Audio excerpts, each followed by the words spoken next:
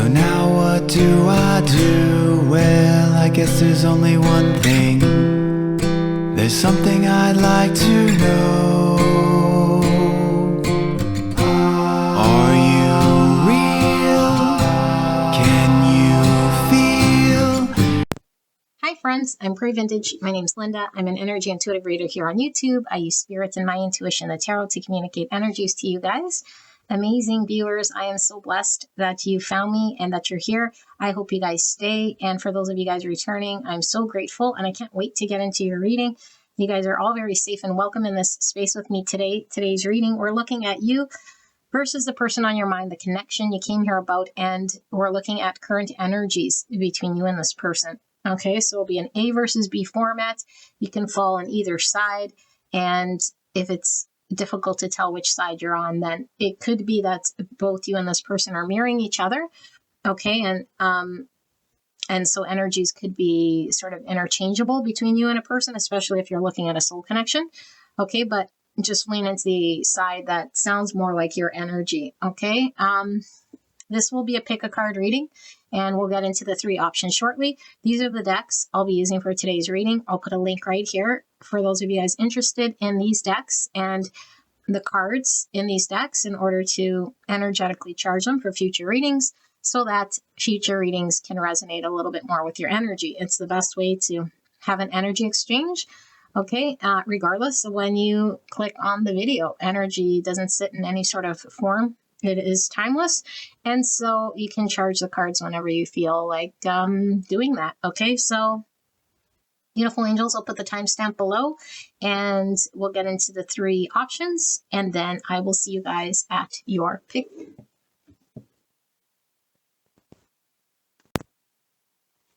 All right, so these are the three options. We're going to pull some buttons for each of these groups, but if at any point you are drawn to any one of these, this will be option 1, this is option 2, this is option 3, and I'll link it below in the timestamp, okay? And then we'll pull buttons for each of these groups for those of you guys needing a little bit more energy to tap into to see whether you resonate with the pile. So for the first group, we have Leo, Cancer, Gemini, and Virgo. Okay, you don't have to have this sun sign or in your chart or your person. It's just energy that pulls through for the connection. Okay, so just listen to your intuition. Second group, we have Taurus, Libra, Aries, and Sagittarius. And for option number 3, we have Capricorn, Aquarius, Pisces, and Scorpio. So let's pull some buttons, okay, for option 1. Option 1, we have 3 buttons. So we have the couch potato, number 47, the pyramid, 36, and vampire teeth, number 19.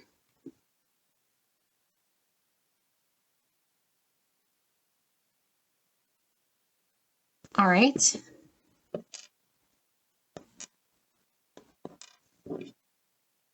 Option number 2.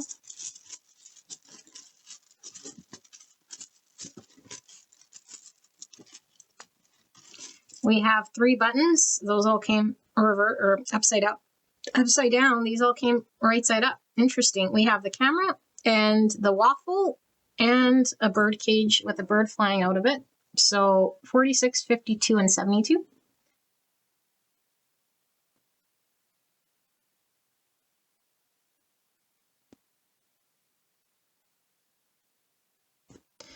All right. And for option number 3,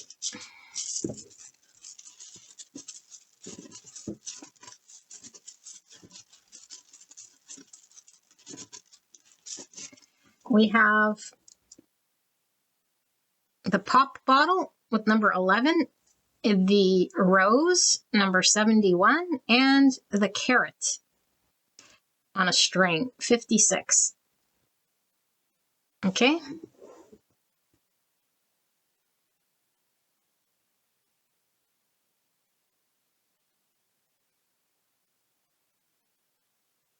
Sorry, so much movement. Hard to keep my hand steady all of a sudden. The harder I tried, the more my hand was shaking. Okay, so boopity boop. You got your buttons You got your signs. Hard to see. Let me see if I turn the light off if you could see better. It doesn't really help so much, but take as much time as you need, and it's absolutely okay to be drawn to multiple piles, okay? Sometimes different people pull through that we're not expecting to hear from. That's tied to our energy. If that's the case, then you can go check out another pile. And yeah, I'll leave this with you guys. If you find it's challenging to pick a pile, just close your eyes. And then when you're ready, open your eyes. Whichever one pulls you in will most likely be the one for you. All right, and I will see you guys at your pick.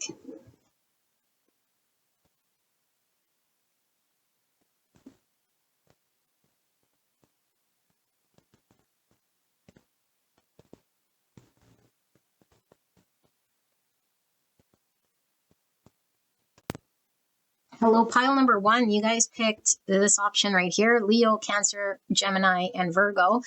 Now, you don't have to have this in your chart or your person for it to be your pile, okay? This is just energy for you guys to pick whichever energy felt right for the connection.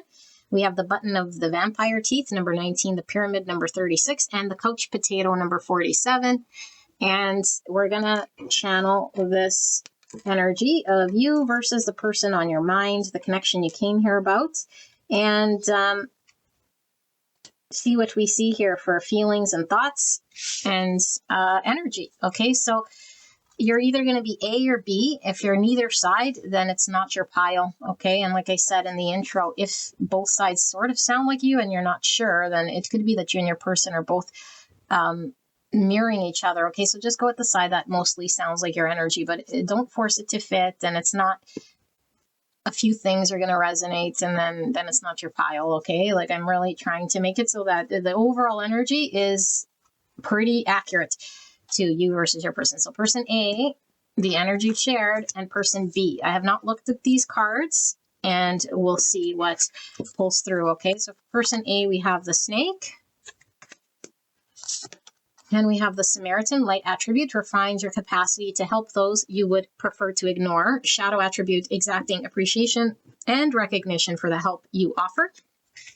With the acrobatics. Okay, and then we have Uranus with 59. Okay, so that's 14. So we have some Sagittarius and some Taurus energy pulling through. And then we have 54 and 9. So some Virgo, Cancer, and some solar plexus here. Okay, so laziness. Passive attitude, interesting because we had the couch potato. Okay, indolence, apathy, inertia, inaction, sluggishness. Type 9, the peacemaker, instinctive center between forgetting and asserting yourself.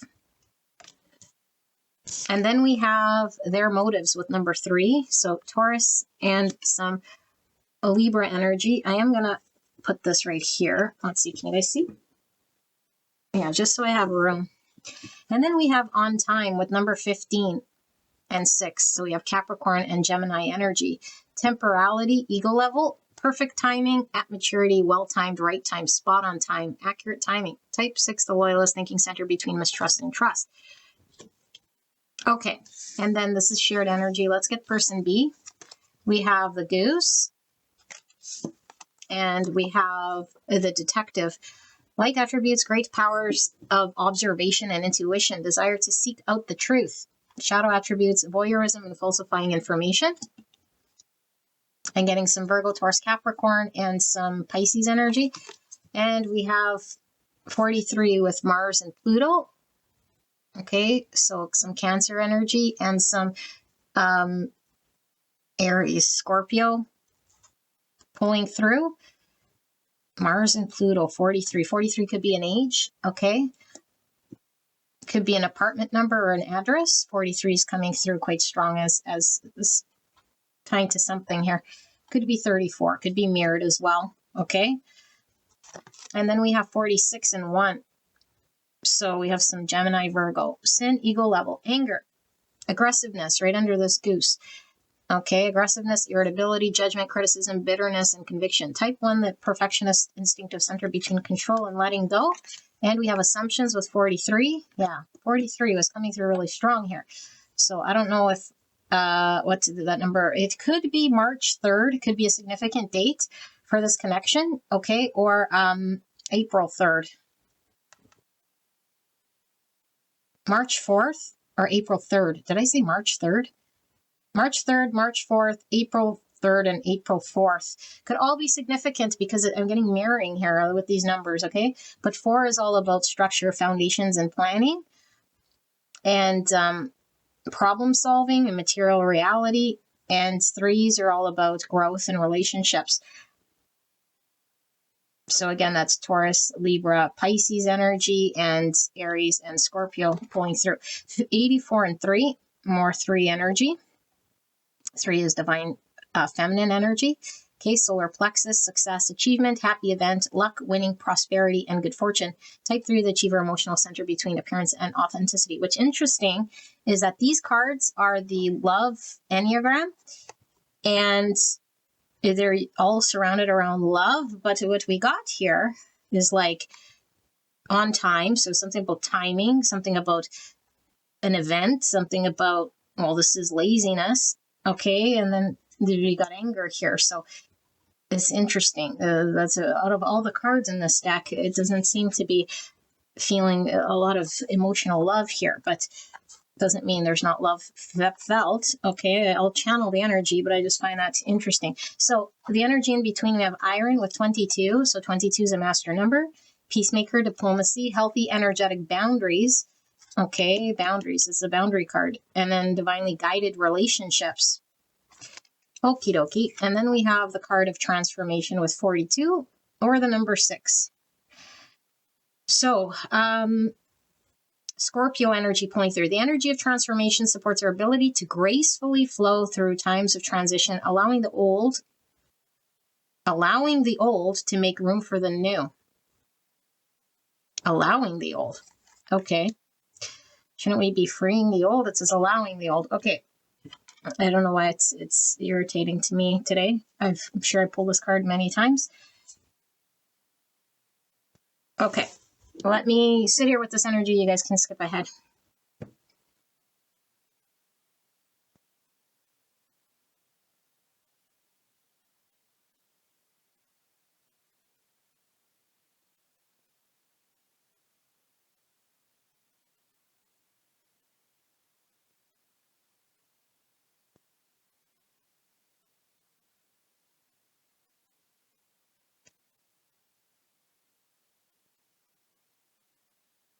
Okay, this is an interesting energy, you guys.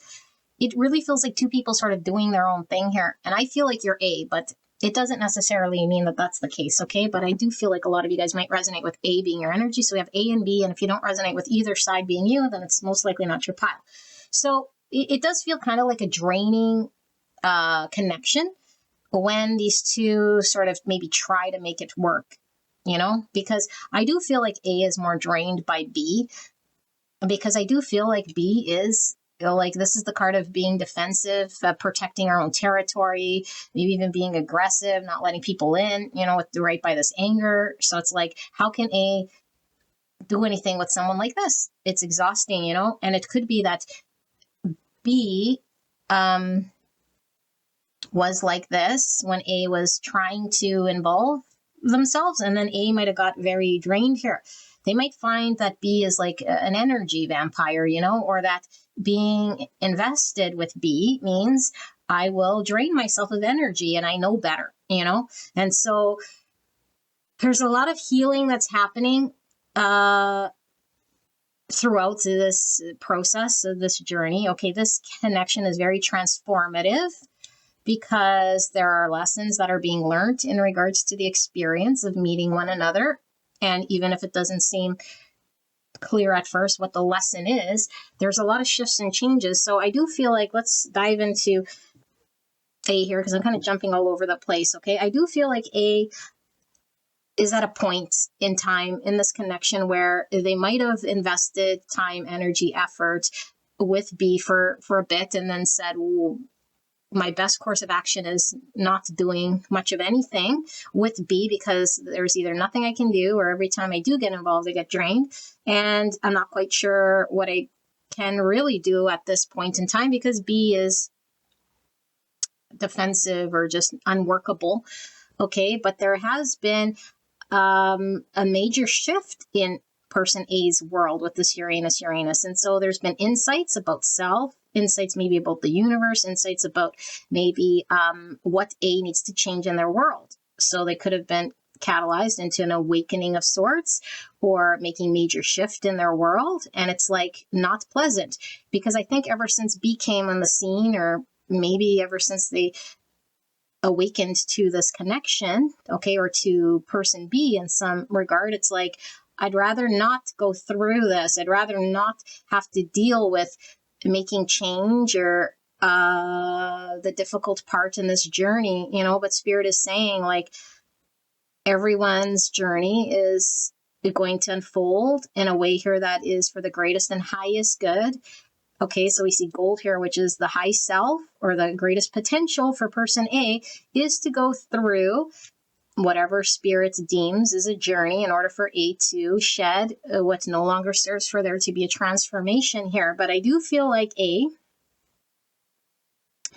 seems to be only driven by, like, there seems to be missing the mark. Okay, and if this is you, I'm not trying to offend you in any way, but we miss the mark when we are not really understanding what something's about here. So it could be that we're still maybe seeing something in a way here that's missing what we were supposed to really be seeing, the bigger picture, because it's easier to stay in the energy that A is in. And it's like, I'm going to just say that the ball is in B's court and there's nothing I can do. That's easy. That's an easy. And it's like, no, that you can't do nothing about B, but you're not being asked to do anything about B. What you're being asked to do is to, okay, I'm talking to A. If this is you, it's not you, whatever. What A is supposed to sort of be doing, okay, they could do whatever they want. But the whole point of this journey is for A to uncover certain things about themselves and transform throughout this process, and not be too concerned with whether B is coming or going. And that's really what this journey is about, or what is going to determine whether A is invested, not invested, or what they're doing. Because A can make an investment right now in regards to their world. They're being asked to shift their world if they haven't already, and I don't think they have yet. Maybe it's early still, it's like, I'm like, it seems kind of twofold, because I feel like they already feel drained by B. So they must have a history of sorts. It's like they're drained here. It seems like it's draining, but at the same time, it seems like early, because I don't think that A has seen the light of what they're being asked to do. The whole point that they were introduced to B here was to make some sort of change, but instead of making the change, it's like, I'm just sort of, I don't know, like waiting for something to happen, but there is no waiting around here. There's do what you can. Now, not in a doer type aspect, because we're not a doer, and the universe definitely has control. Okay, but this isn't about just completely being still when it comes to transformation, that we're being asked to work with the universe to shift and shed and create a higher version of ourselves. Okay, but I feel like with this devil energy, I think the devil is a way of being that's kept person A stagnant or stuck. And so they're like, I'd rather believe that there's nothing I could do. I'd rather believe that the universe is going to all of a sudden bring it to me, or make it happen, or show me the thing. And it's like, you could believe it, but the universe is actually saying for person A, no, this whole shift, or this whole introduction was so that A could do certain things that A is being asked to do in order for A to break through the ceiling and move forward and release certain things, so they could heal certain things and get momentum in their world. And now's the time. And so it could just be that A didn't realize why they were sort of in this triggering, or been introduced to B. They might have thought it may be taking it very literal, like it's a connection with B. And if B is not showing up, and if B is defensive, and if it's not working, then I'm just going to continue doing what I was doing. It's like, no, this is a spiritual connection. And how we know is, one, you're at my channel, okay? And two, this sort of an awakening, this sort of a catalyzation and a shift that's very transformative can only happen when we're spiritually called to the plate. The person A is called to the plate and is sleeping on themselves. There's a higher version of them, a greater potential that is calling them to make shifts in their world, regardless of B is not talking to them or defensive or showing up or not showing up. The whole reason B is doing what B is doing is because Spirit knew that B had stuff that B needs to resolve and would be the best catalyst for A to trigger them. And so A is going to get to the point where A will have no choice but to make change or suffer. Okay, it'll get very uncomfortable here for A. A is being called to do the tower, to release, to shift things in their world that has nothing to do with B in order for there to be a transformation here. And so I feel with this 66, okay, 66 is a master number, and it serves as a source of joy in which one pours from an overflowing cup, not martyrdom. So the only reason we would feel drained is if we're overgiving, okay, and we don't know about boundaries, and we are trying to have some form of an outcome or do something, okay, like a doer, and try to get someone to buy our good graces or win someone over, and then drain ourselves energetically here. So Spirit is saying this is part of the lesson, okay, because we don't have to overgive or overinvest. So one is learning about relationship and how to have boundaries and how to this is really about a greater potential for A to grow out of maybe how they engage in relationship transactional. Maybe they see themselves as like, I'm only going to give and invest when I'm get what I need, you know? That's not really what these spiritual connections are about. That's self-serving. Okay, so there's a greater story here, and the great story is all about shifting, shedding old ways of being, unhealthy ways of engaging in connection, not thinking about what's in it for me, or, you know, or like reading into other people's actions or engagement as a reflection of the real story, because that's sort of one perspective. That's not the great story. It's not the totality of why this is happening here. Okay, so I do feel like there is a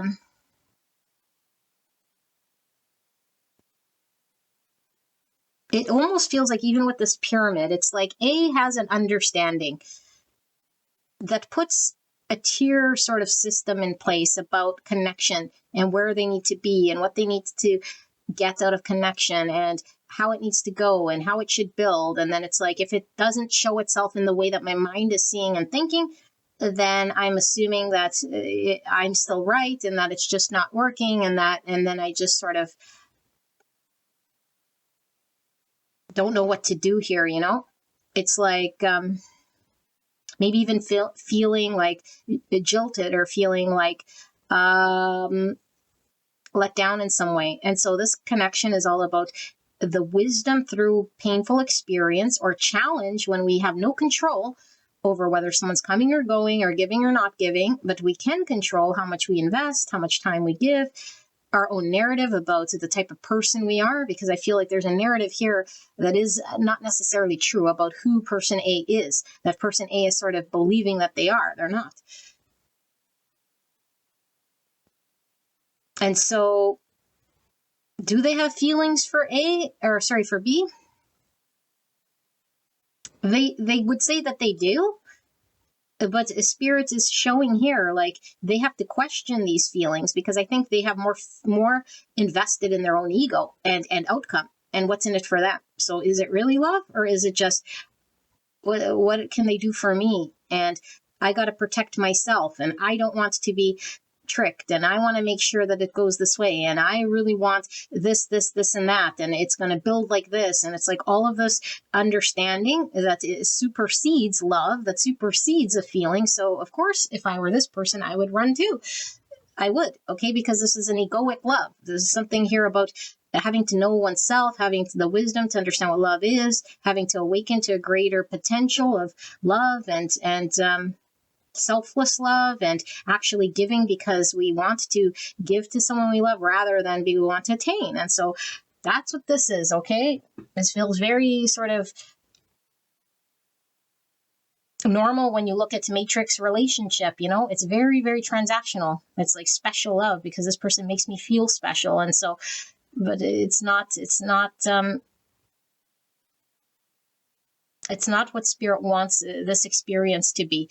Okay. And so what's going on here with B is defensive, and B is trying to protect themselves. I feel like B, if you were to ask them, they would tell you that they want to be happy. Of course they do. They don't want to say, well, I just want to be miserable here and defensive for no reason. Okay, no one would be just defensive for no reason. No one would be protecting themselves for no reason. But they carry a lot of assumption that they're going to be hurt, or that they're going to be experiencing something in connection that they don't like.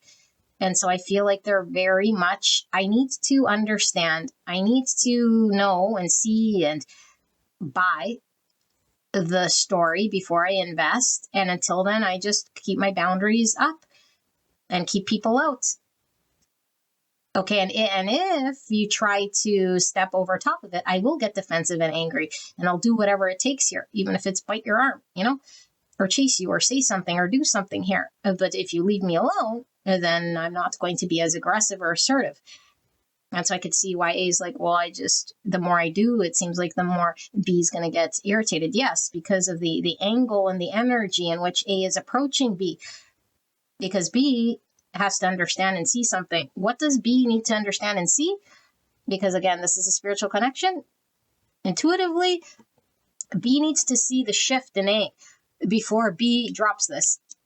It's done like this by design. There's a transformation, and it has to go A, B, C, D, E, F, G in alphabetical order.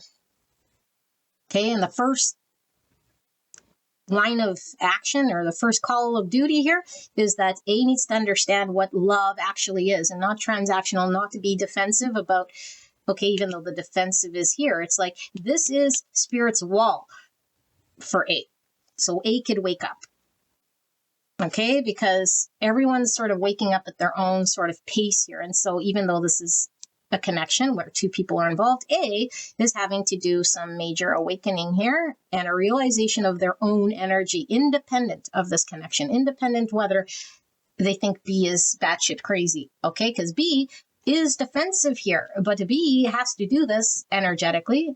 Okay, because they also have lessons that they need to learn, but they're looking and watching, and they intuitively know, even though consciously they don't have any idea that they're doing this. They consciously don't know, but intuitively they're watching energetic shifts here that need to happen here.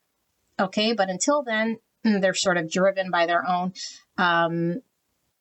experience of the past, which it might have hurt them. And so now they're just untrusting, guarded, defensive. Okay.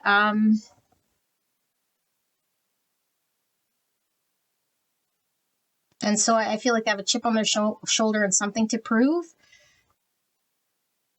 And I feel like their understanding of their idea of what happiness looks like and what winning looks like is very fixed right now. And so because they're very fixed on it, it's like they're narrowing their options because I have a way or an understanding of what's right and what's going to be okay and good and happy. And it's like, as long as we hang on to one story of what's happy and good for us, then we limit where other happy things can happen, because spirit has all sorts of things in the buffet that could be happy for us that we don't know, because we don't know what we don't know. And so if the buffet has a bunch of things, but I'm only focused on one sort of thing, I'm blocking everything else that might be better.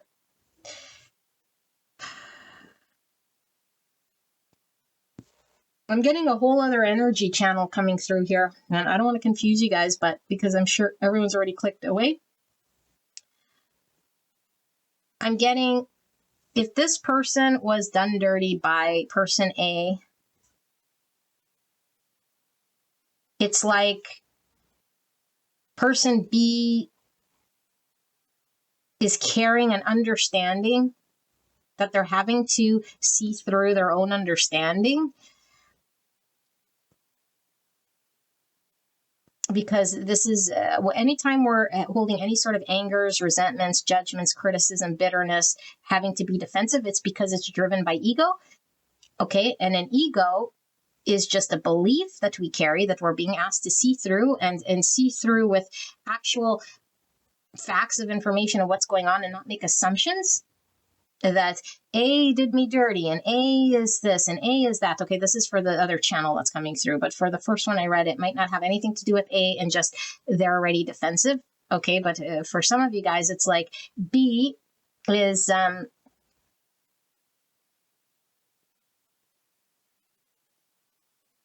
defending themselves because they got let down by A. And now it's like, I'm going to run with that experience that I had. You did this and you didn't do that and you didn't message me and you didn't act on me and you did all of these things. And it's like, now I'm going to shift things up here. Okay. But it's still egoically driven. And so anytime we're driven by anything ego, we're not really doing much of anything except for shifting energy about in the same sandbox. It seems like it's very transformative here because these two people really need to step it up spiritually. They need to graduate their energy a little bit higher here rather than the energy that they're in. There's a lot of defensiveness. There's a lot of looking at the other person, looking at what's hurt me, looking at what the other person can do to hurt me or has done that hurt me, what they're going to do, what they should do, what I think they do. And it's like, well, I think they'll do it because it's been my experience, but it's still a big fat assumption. It's still ego driven. So I feel like Spirit is talking about this is divinely guided, no question about it.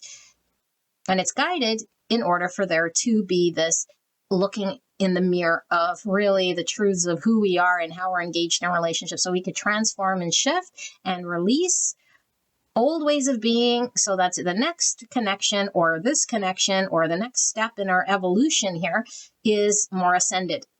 Because if we remain here, we're not growing.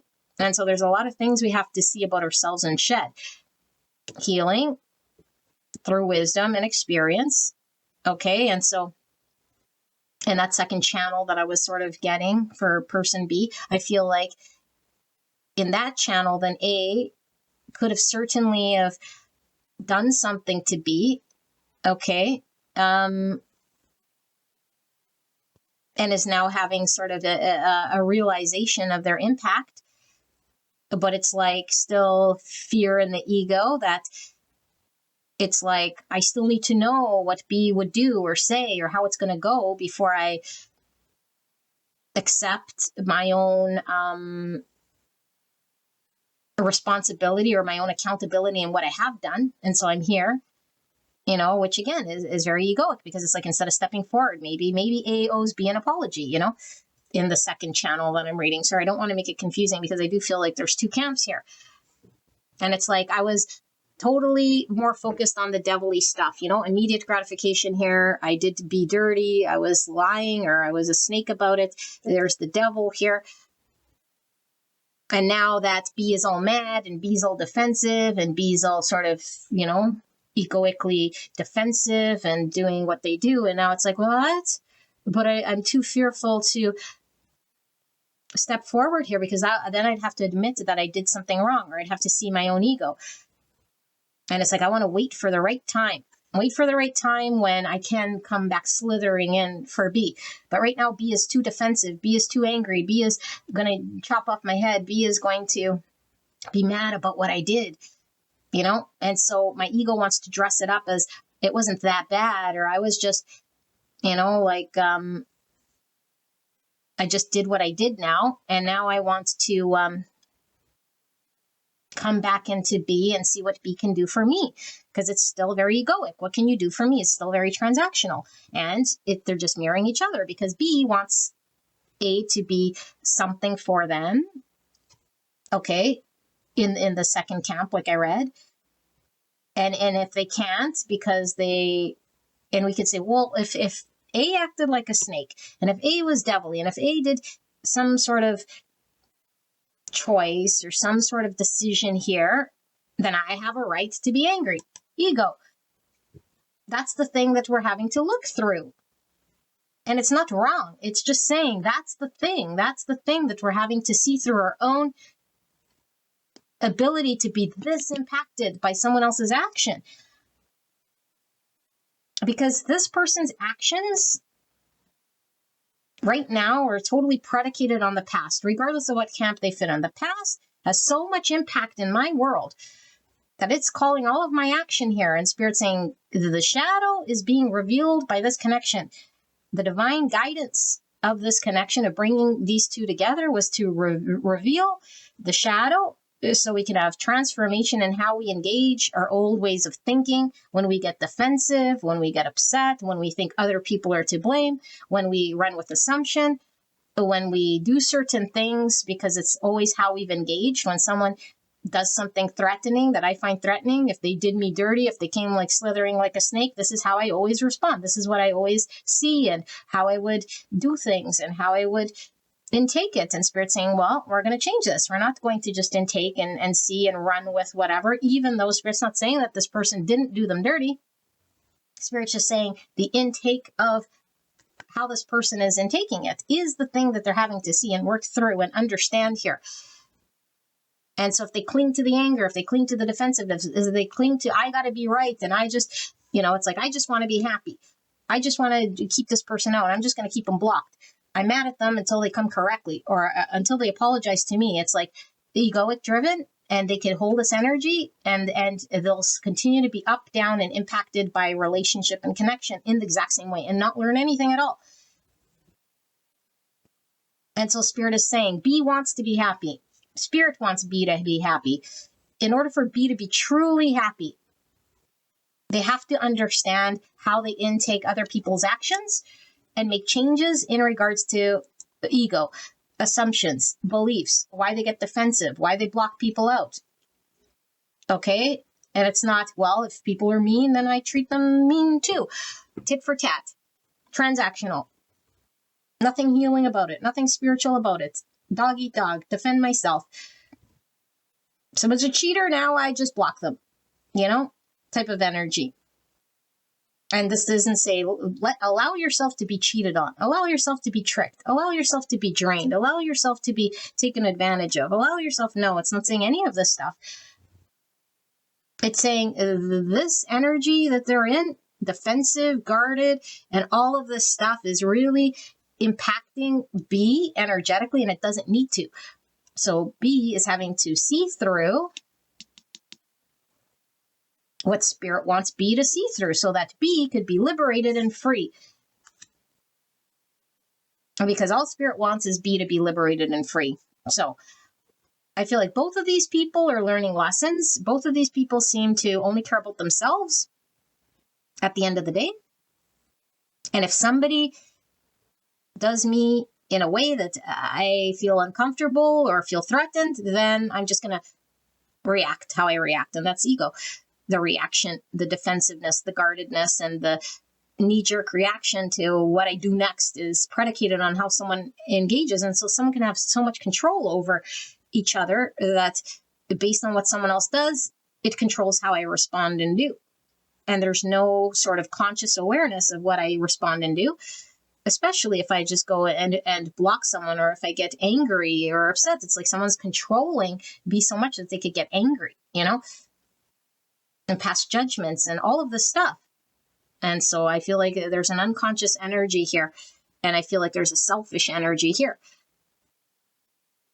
I gotta call it like I see it, So we're gonna get into the tarot, and I don't know who's all here or who this resonates with, but this is very spiritual, and there's very transformational, and we can start to see things differently. And look at this in here, endurance. And so it's wrestling with what? The lion, wrestling with our ego.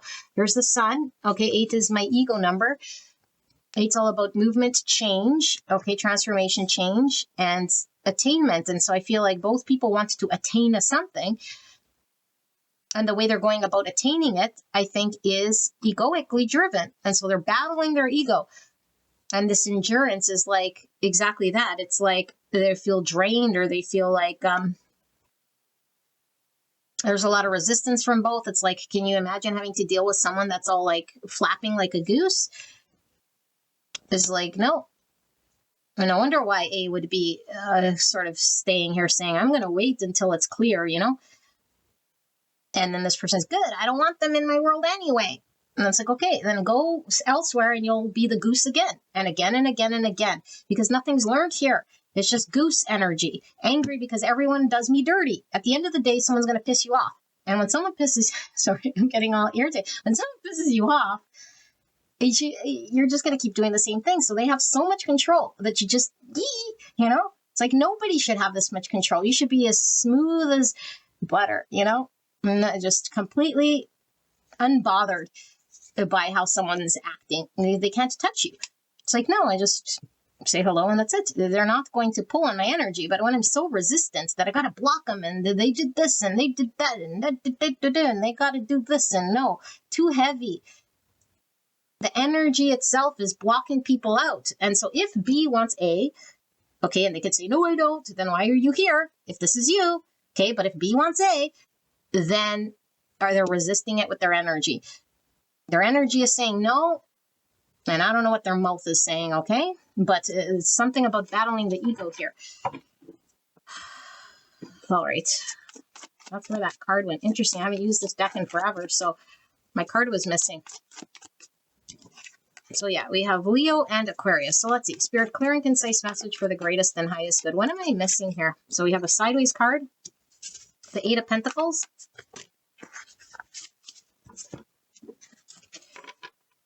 in the sideways position. So let's keep going. The Wheel of Fortune in reverse. Things are stuck. The Star in reverse, Aquarius energy, healing, Page of Pentacles. The Hangman in reverse, stuck in our way. The Nine of Pentacles, the Eight of Swords, the Ten of Pentacles, the Four of Swords, and the Knight of Cups, clarified by the Fool in reverse. More Aquarius energy. Bottom of the deck, we have the Nine of Cups and the Nine of Swords. I don't read bottom of the deck reverse. Nines are all about fruition, completion, fulfillment. 99 is a master number. Being the change you wish to see and helping humanity to release what no longer works. That's the ultimate message here. What no longer works? Ego no longer works in humanity. Why? Because we're raising to a new state of consciousness, which is we don't need ego. We don't need them versus me. We don't need animal instinct behaviors that are very defensive and guarded, that aren't seeing a greater perspective of love and light, you know, not from the Lulu angle, but from an angle of what is the greater, higher version of myself that could be more divine in relationship rather than transactional, rather than ego-driven, rather than fear-based. I have to do the work. We all got to do the work. But we don't want to do the work when it means I got to put myself out there. The ego doesn't want to put themselves out there because I'm going to get stung by a bee. And so I don't do the work and I sort of sit here in la la land. And then what does ego say? Ego. What does spirit say? The noise gets louder and louder and louder. This connection is divinely guided. It won't shut up. Okay, divinely guided. This is Star and the Wheel of Fortune. It's like destiny is calling for these two people to work on their ego. And so the dial gets louder and louder. The buzzing gets louder and louder until we start to see what it is that we're being asked to see here. So this connection's on hold. Things are stuck here. I think we've lost hope because of the way we were treated. This person did this. It's all their fault. I don't like it, you know? And it's like, okay, now that we dwelled in that for a while, let's start to see things differently. Okay, so I feel like I was saying, both people seem very self-focused. 9 Pentacles, 9 Cups, 9 Swords. What's in it for me? Am I going to get something out of it?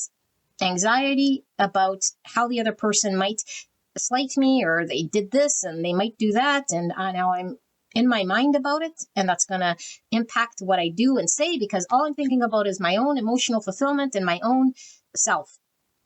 And when we are really focused on our own self, and there's nothing wrong with wanting to fill our own cup and be happy from the heart space. But when we are driven by anxieties of 9 swords, when we are so focused on what's in it for me, and I got to make myself happy by ensuring that other people act in line with what I think they need to be or do, because I'm the be all end all and my opinion is correct and my perspective is the right one. And so if they're not acting in my perspective the way I think that they should come correctly, then they're wrong and I'm right. And now I just need to make myself happy. Well, then when we want to make ourselves happy, guess what? We encounter other people that want to make themselves happy, and everyone's in it for themselves. And so we got to be the change we wish to see in this world, which means how can I make other happy? Not at my expense. And this is what we're learning. What is the balanced way for me to be of service, to open my heart space, to not be driven by my anxious thoughts and my projections and my assumptions that other people are going to be like this or like that, because this is an 8 swords that keeps me limited and stuck in connection. And so Spirit is saying there's an opportunity to build something, the long standing here, okay, that could stand the test of time. Prosperity. It's building a family, a home, going from A to Z. Okay, the opportunity is here to explore a build that could stand the test of time. Okay, but if we are still very narrow in our idea of what a relationship should look like and what others are by judgments and projections, and we haven't done the work, Spirit's saying we need to heal. There's healing that needs to be done, reflecting that needs to be done, sitting with what has happened so that we can really truly connect to the divine and say, hey, like, what am I not seeing? Where am I fixed in my own point of view? So much so because of the anxiety, my frustration, and I'm so close to it that I can't see the forest for the trees. All I'm doing is wrestling with my ego. And what I really want, because I truly believe what both these people want, is to feel love. You know, and so maybe A came in a way that it totally did something to B, you know? And it's like, well, if A wanted love or if A wanted this, they would have done, and now that's Hangman in reverse. Woulda, coulda, shoulda. No, what they were doing is exactly what they did. There is no woulda, coulda, shoulda. It was all fated and destined. Spirit knew how A would act. Spirit knows how B would act. Spirit knows because it's divinely guided. It's destined for these two at that point in time, however they acted. You know, it could have been they had I don't know, all of a sudden they had some sort of thing where they just acted in a certain way out of character. Maybe, maybe not. Who knows? Who's to say it's right? Everyone's journey is right from their own reason to experience their journey. And so Spirit is saying, because now I feel I'm reading for B, if we want love, we got to give love. It's up to us to show up how we want to receive. If we're defensive, guarded, angry, upset, making judgment, then this isn't this. And we won't get this. We won't have somebody showing up, loving and caring, and we'll just be stuck in our own mindset about what love looks like and how it's transactional here, and it keeps us stuck. So in order for us to experience this beautiful build of something, it will require us to leave the baggage behind and be like this fool, trusting of what's to come with an open heart. And we can say, well, it's just going to leave me vulnerable. It's going to leave me exposed. It's going to leave me to get treated the way I did. No, it's not saying be dumb about it. It's not saying be foolish about it. It's not saying be a doormat about it. It's not saying don't use discernment. It's saying if you want love, you got to open your heart space. If you want to experience love like this from someone, we have to leave the baggage behind. We can't have the same mindset. And so I feel like there's a lot of anxiety about, will I ever be happy? Will I ever find love? You know? And Spirit is saying you could find a person, but will it be love the way you want it? Probably not if you're still in the same mindset. And so we could be looking at it very practical, saying, well, I just want someone to build with. And it's like, but it comes with a whole bunch of other things. You know, like really, like spiritually, like we have to be emotionally invested. We can't bring a whole bunch of baggage. We can't just be focused on what's it going to look like in the 3D and then forget everything else here. And so I feel like both people are being called to do the work is what I feel, and both don't want to be stung by each other or by connection or relationship. And so they hang on to their understanding of what might happen, what has happened, what could happen, either together or before each other got together. And so both these people are needing to transcend it. If you're here, I do believe you're the one with the ball. The ball is in your hand, and Spirit is saying, whatever you do is going to shift this connection because it's spiritual in nature and it's divinely guided. And you shift, your person will shift, regardless what side you're on. And I don't know who I'm reading for. But if you come from the heart space, look at your own baggage, release yourself from your mindset and your own perceptions of what you think is happening, you will find happiness.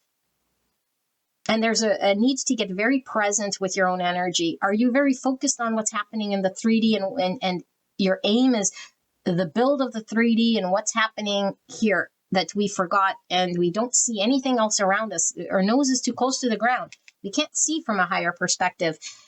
And that's the only thing that matters to me. And Spirit is saying, as long as that's so like low to the ground, exactly what I was feeling here, and we can't get a higher view, then it's like we're not learning the thing we were needing to learn. And we get stuck here. So let me do one more for this group and see what Spirit wants you to know then.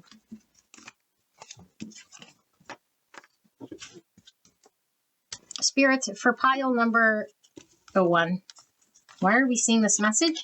And what does 1 need to know then for the viewer?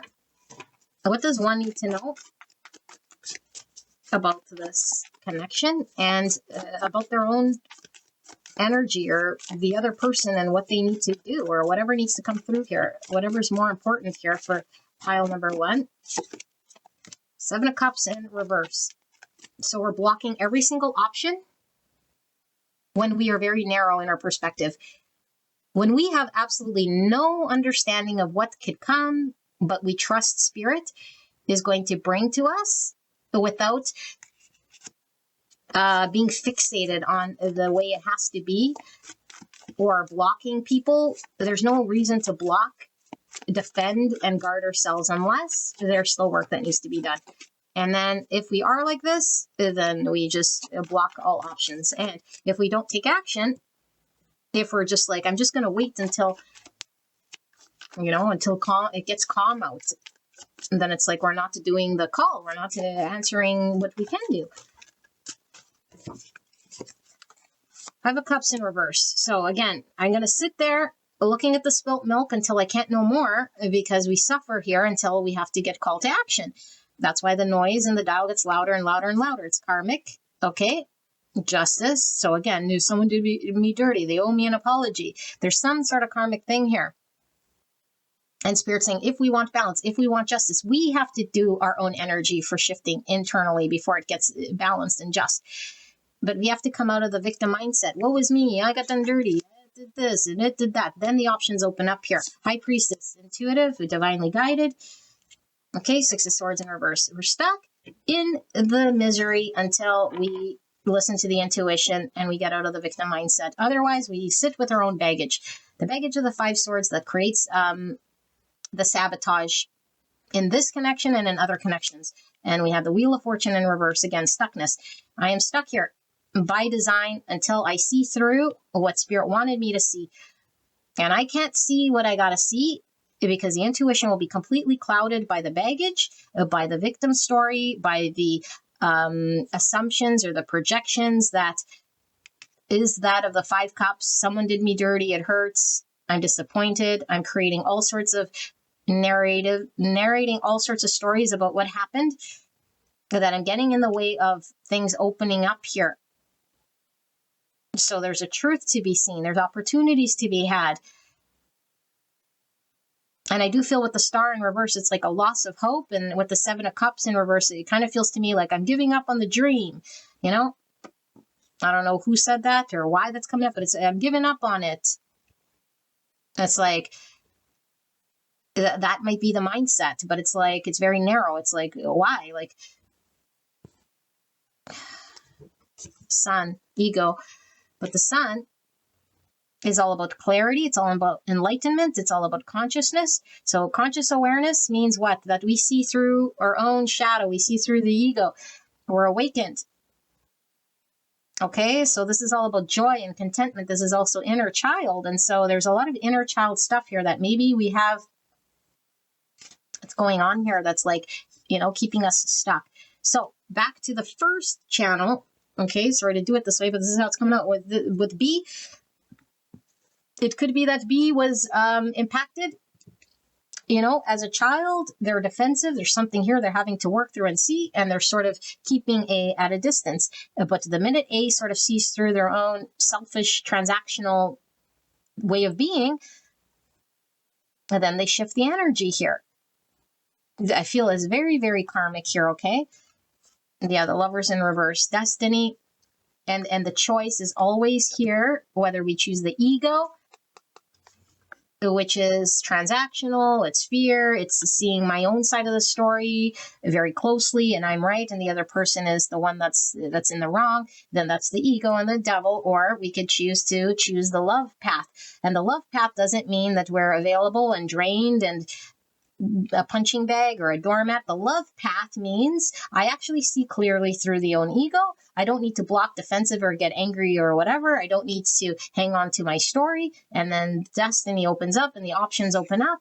And I'm on my dharmic path here because there seems to be some connection, whether it's this one or not. I don't know, because these two people seem very far apart. They could be harboring all sorts of resentment, It's like hanging on to the past of being done dirty and then feeling sad in the corner about it. And it's like, we don't have to feel these ways.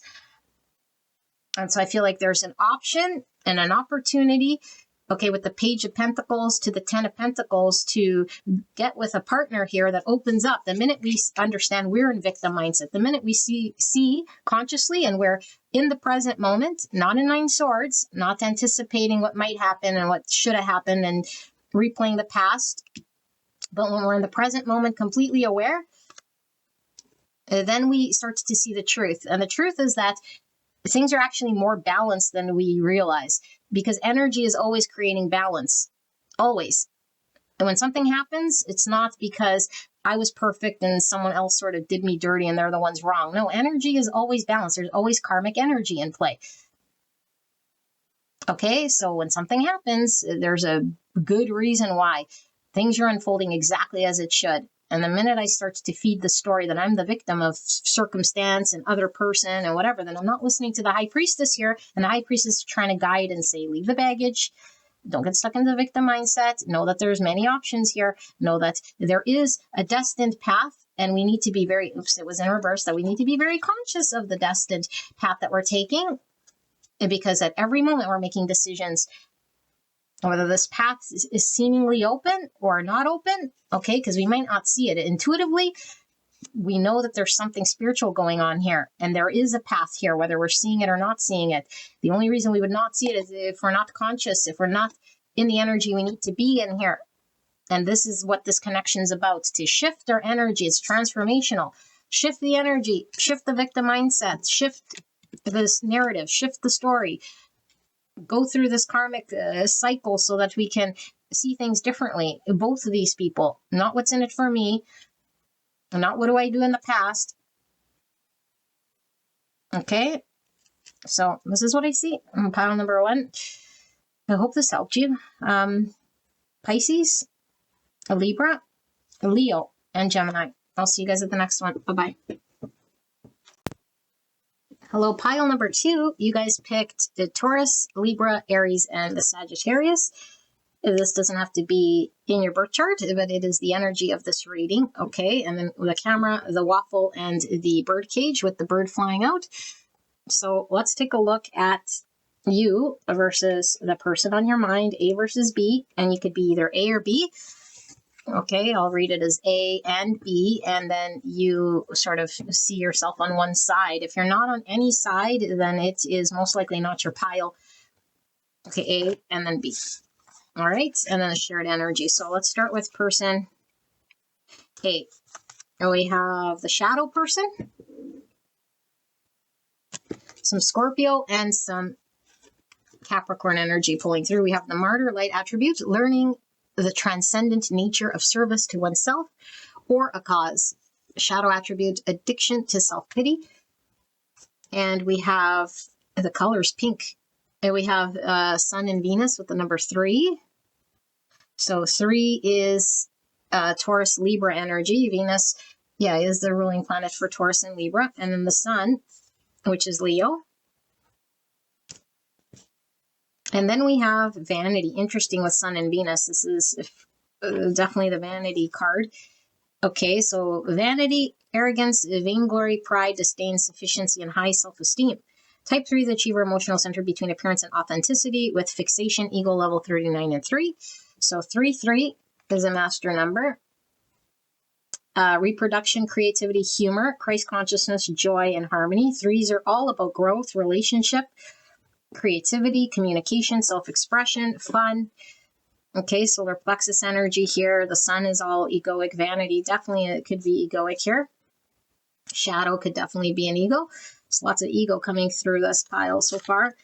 All right, so we have 25 and 7. Suffering, the green with the heart chakra. So avoidance, ego level. Emotional pain, frustration, sadness, boredom, limitations, and restrictions. Type 7 enthusiast, thinking center between pleasure and pain.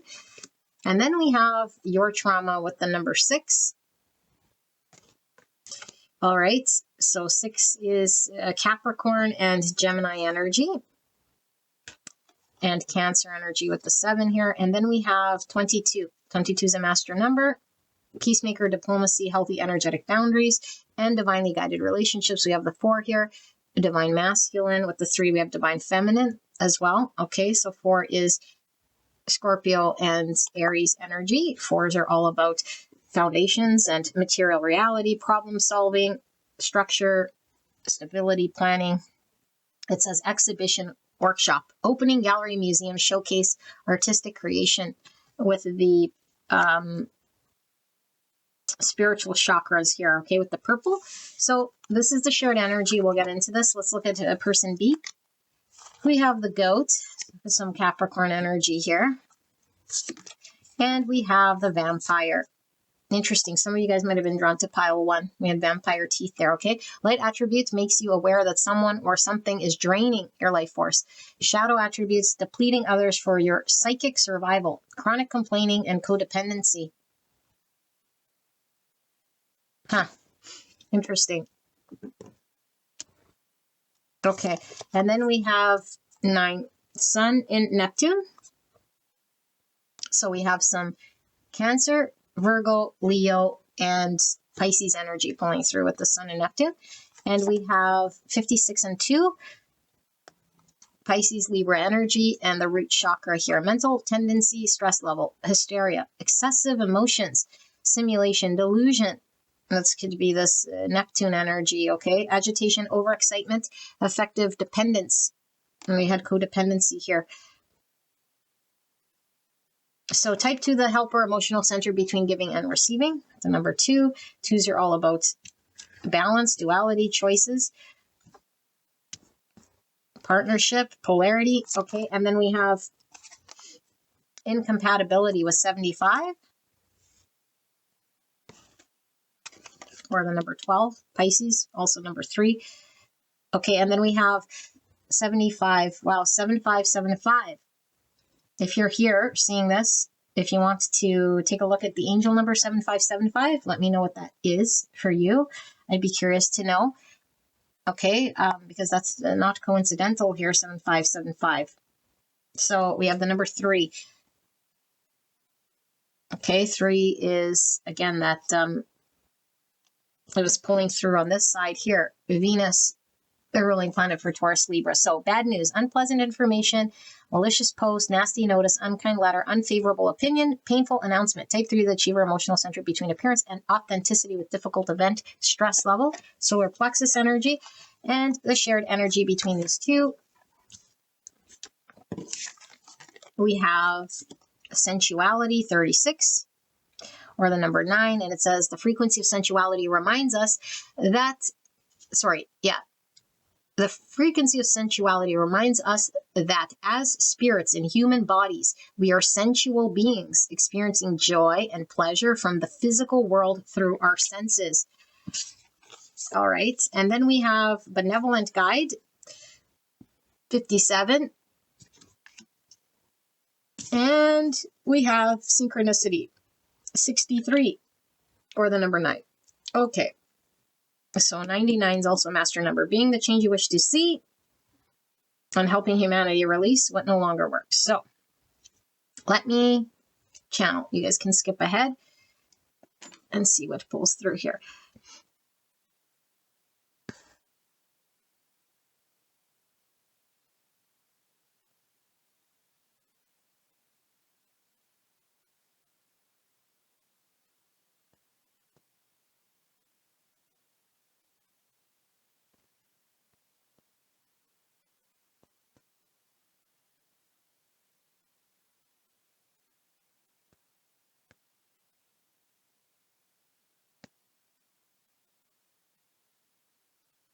Okay, hang on one sec.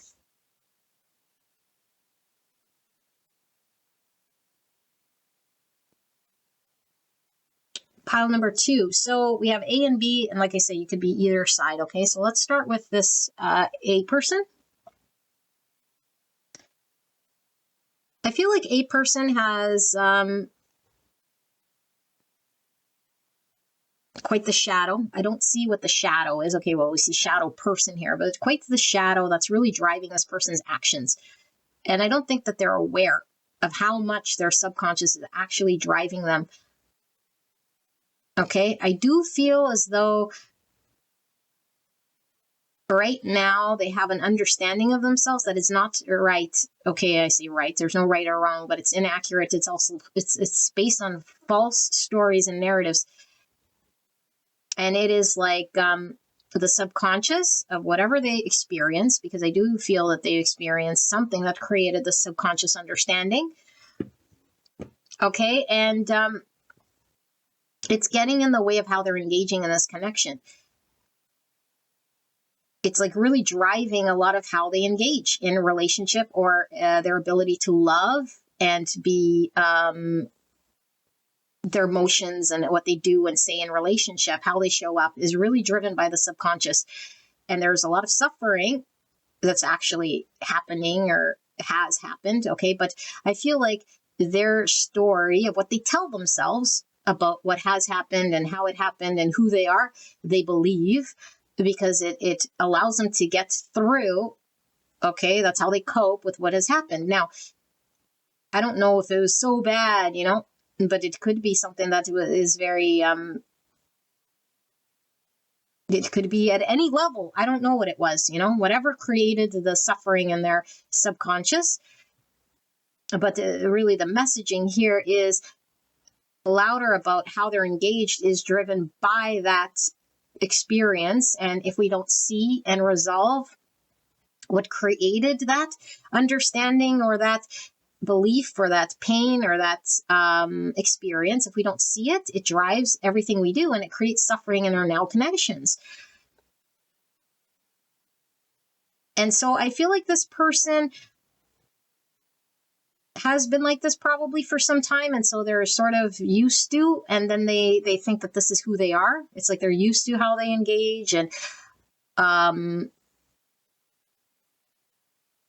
and if anyone sort of questions it, or if they say, well, you need to heal, or that's not you, or whatever, it's like they could get very defensive. They almost use it as a crutch here because it has given them a sense of identity. And I feel like this person is more concerned with how they'll appear than resolving and healing what's under the surface. So they're more concerned with, what their image is on the outside, how they're I can't say it, how they portray themselves. How they portray themselves, how they appear to other is important, as long as nobody sort of can really go in deep and see the trauma that I hold. And so if I have to do what I got to do then I'll do it so that I could keep being seen in a regard or in a high esteem or whatever it is. So if between these two, because I don't see it so much, but if between these two, it's like A is like, I really want B to see me in a certain way, then I will continue to act however I act so that B could see me in this way. Because to me, it's more important my image than it is healing, than it is whether I hurt B because of this subconscious wounding. The most important thing here is how I appear. And I have no idea how much my subconscious wounding and suffering has really impacted me. I don't see it. I don't even know that there is trauma that's been driving me, or that there's things that I do need to heal, or that I haven't reviewed and that I haven't done. And so I'm just putting on a show of sorts, you know? It's the display of myself that is the most priority right now. Now, does this mean they don't have feelings and that any of that? All I'm seeing is that the most important thing now is how I appear in the image, because my defenses kick in, because that's how subconscious energies work, that it's so just a reaction. It's not because I don't like B. It's not because I think I'm a priority. It's not because I have any sort of real conscious thought. It's all driven subconsciously, which means it's very reactive, and it's driven from a trauma and a pain. And so it's just reactive. And so if anyone takes this personally, they're just taking my ego personally. They're just taking my reactions that are just sort of kicking like a knee-jerk reaction here. You know, so the doctor hits the knee with the hammer and the leg just goes. That's the same thing here. You know, it's like that's how I am. And so the doctor's not going to hit him with that hammer and the knee, and then the knee's going to go and say, why did you do that? You know, no, it's just a reaction out of my knee-jerk reaction. And I want to look in a certain way because this is how I've carried myself. And God forbid anyone see me as imperfect, anyone see me as anything other than whole or healthy.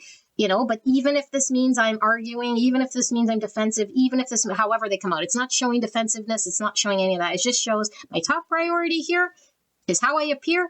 And I want to hold that at all costs. And so if somebody starts to dig in, or if they start to question this whole thing, it's like, I'm going to do whatever it takes so that I can appear in the high esteem, that I appear as though I'm healed, whole, and I'm okay. And it's not that they're thinking because I have a trauma I want to hide, because I'm really hurt and I don't want anyone to see it. No, they're not conscious of it. It's subconscious. They don't know they're hurt. They don't know the subconscious is driving. They think that they're all healed and that they look a certain way. But it's like the minute, you know, reality kicks in and reality shows them a mirror that says, whoa, you actually aren't this way that you think that you are. It's like, whoa, whoa, whoa, whoa, whoa. Yes, I am.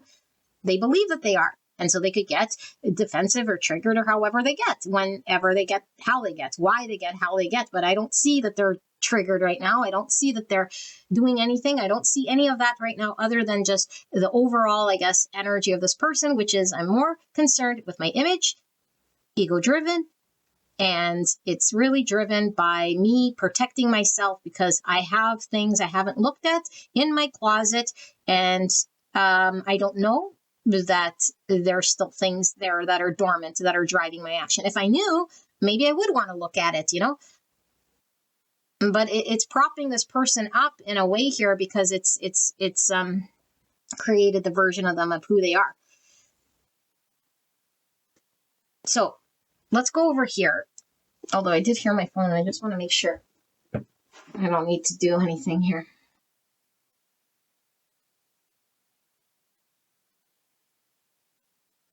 Nothing. Okay. So person B. I feel like person B could certainly be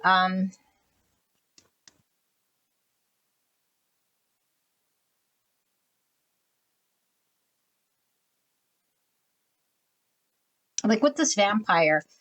I feel like they could certainly be drained around somebody like this, because it's like if somebody's acting out of subconscious, okay, it makes you aware that someone or something is draining your life force. It's like, as long as A does not deal with their shadow, it always remains the elephant in the room, the thing that is like a vacuum sucking energy. Okay, And so if B comes around A, it will most likely create a sort of a drain of sorts. Okay, and the more sort of persistent and the more, persistent and driven B is to gain some form of outcome, the more they might put themselves in situations to get depleted or drained. And they could be very fixated and stubbornly wanting to get their way in some way, because I do feel like there might be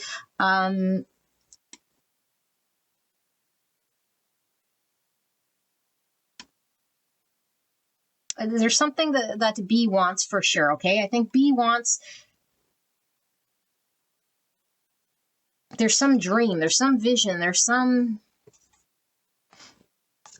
idea or understanding that B might have that they don't want to give up on. It's like, I don't want to give up on my dream. I don't want to give up on this understanding or this idea or this something that I have. But it's like, sometimes we got to just burst our own bubble here. And I feel like there's a seeing through some delulu.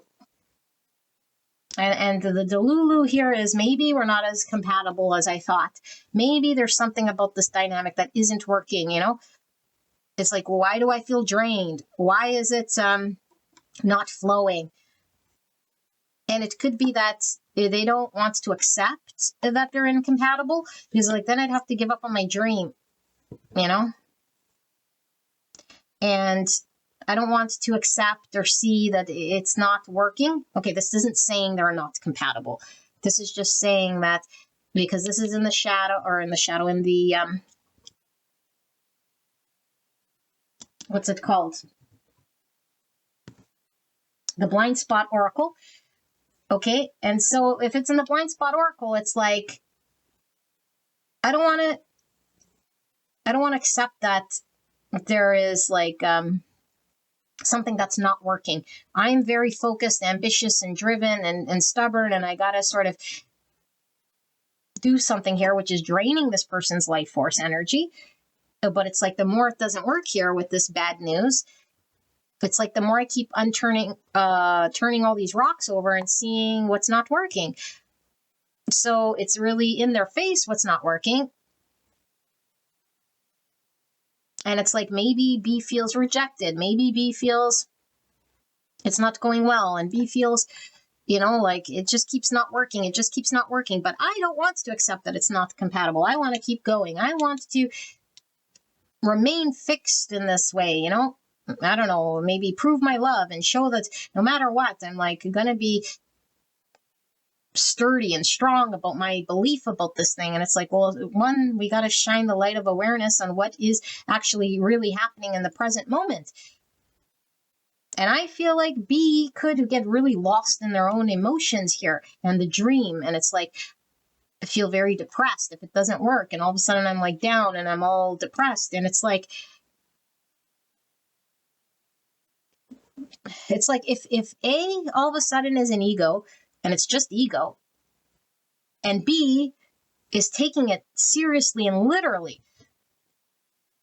and then B is going to feel drained. B is going to feel let down, or like disappointed and like emotionally all over the place. And if A is all of a sudden happy and good and whatever, then it's like, then they're up. So they're up and then they're down. There's all this emotional ups and downs and roller coasters. And it's like their emotions are really driven by circumstance. And this is like fantasy driven because we're not in reality. Reality isn't how strong can you hang on to illusion or dream, to this dream. How long can you hang on to some spiritual love? Forever. Oh, now you proved yourself. No, there's nothing to prove. And so if B is drained, because I do feel a lot of you guys might be B, it's like they could say, well, A is draining, this situation's draining, this connection's draining, or whatever. It's like, no, they're creating their own drain. How? By not shining the light of truth and awareness of the present moment on the dream or the delulu, by being stubborn and fixated on their understanding of what this is, by constantly being disappointed. And the only reason they're disappointed is not because it's incompatible or it's not working. Now, it could be, but that's not the reason. They're going to find out whether they're compatible or not. Spirit wants person B okay, to reveal the truth. And it can only be revealed through the journey, through the process of letting go, not being stubborn, understanding when they're drained, shining their light of awareness, being conscious and seeing through illusions and delulus. And how do they do this? In the present moment. Is it working? What's the truth right now? Is my ego getting in the way? Is my dream being this stubborn thing? I'm fixed on outcome, or I'm not in the present moment, taking reality as it is. I don't want to accept that where things aren't working. And I'd rather just get emotional about it. So there's a lot of delusion with Neptune and delusion here, okay? And so I do feel it's spiritual, and I don't want to keep anyone in delusion, especially if this is you, okay? Now, what I do want to say, though, is that these things happen for a reason. There's not just a delusion and you're out and you're dreaming of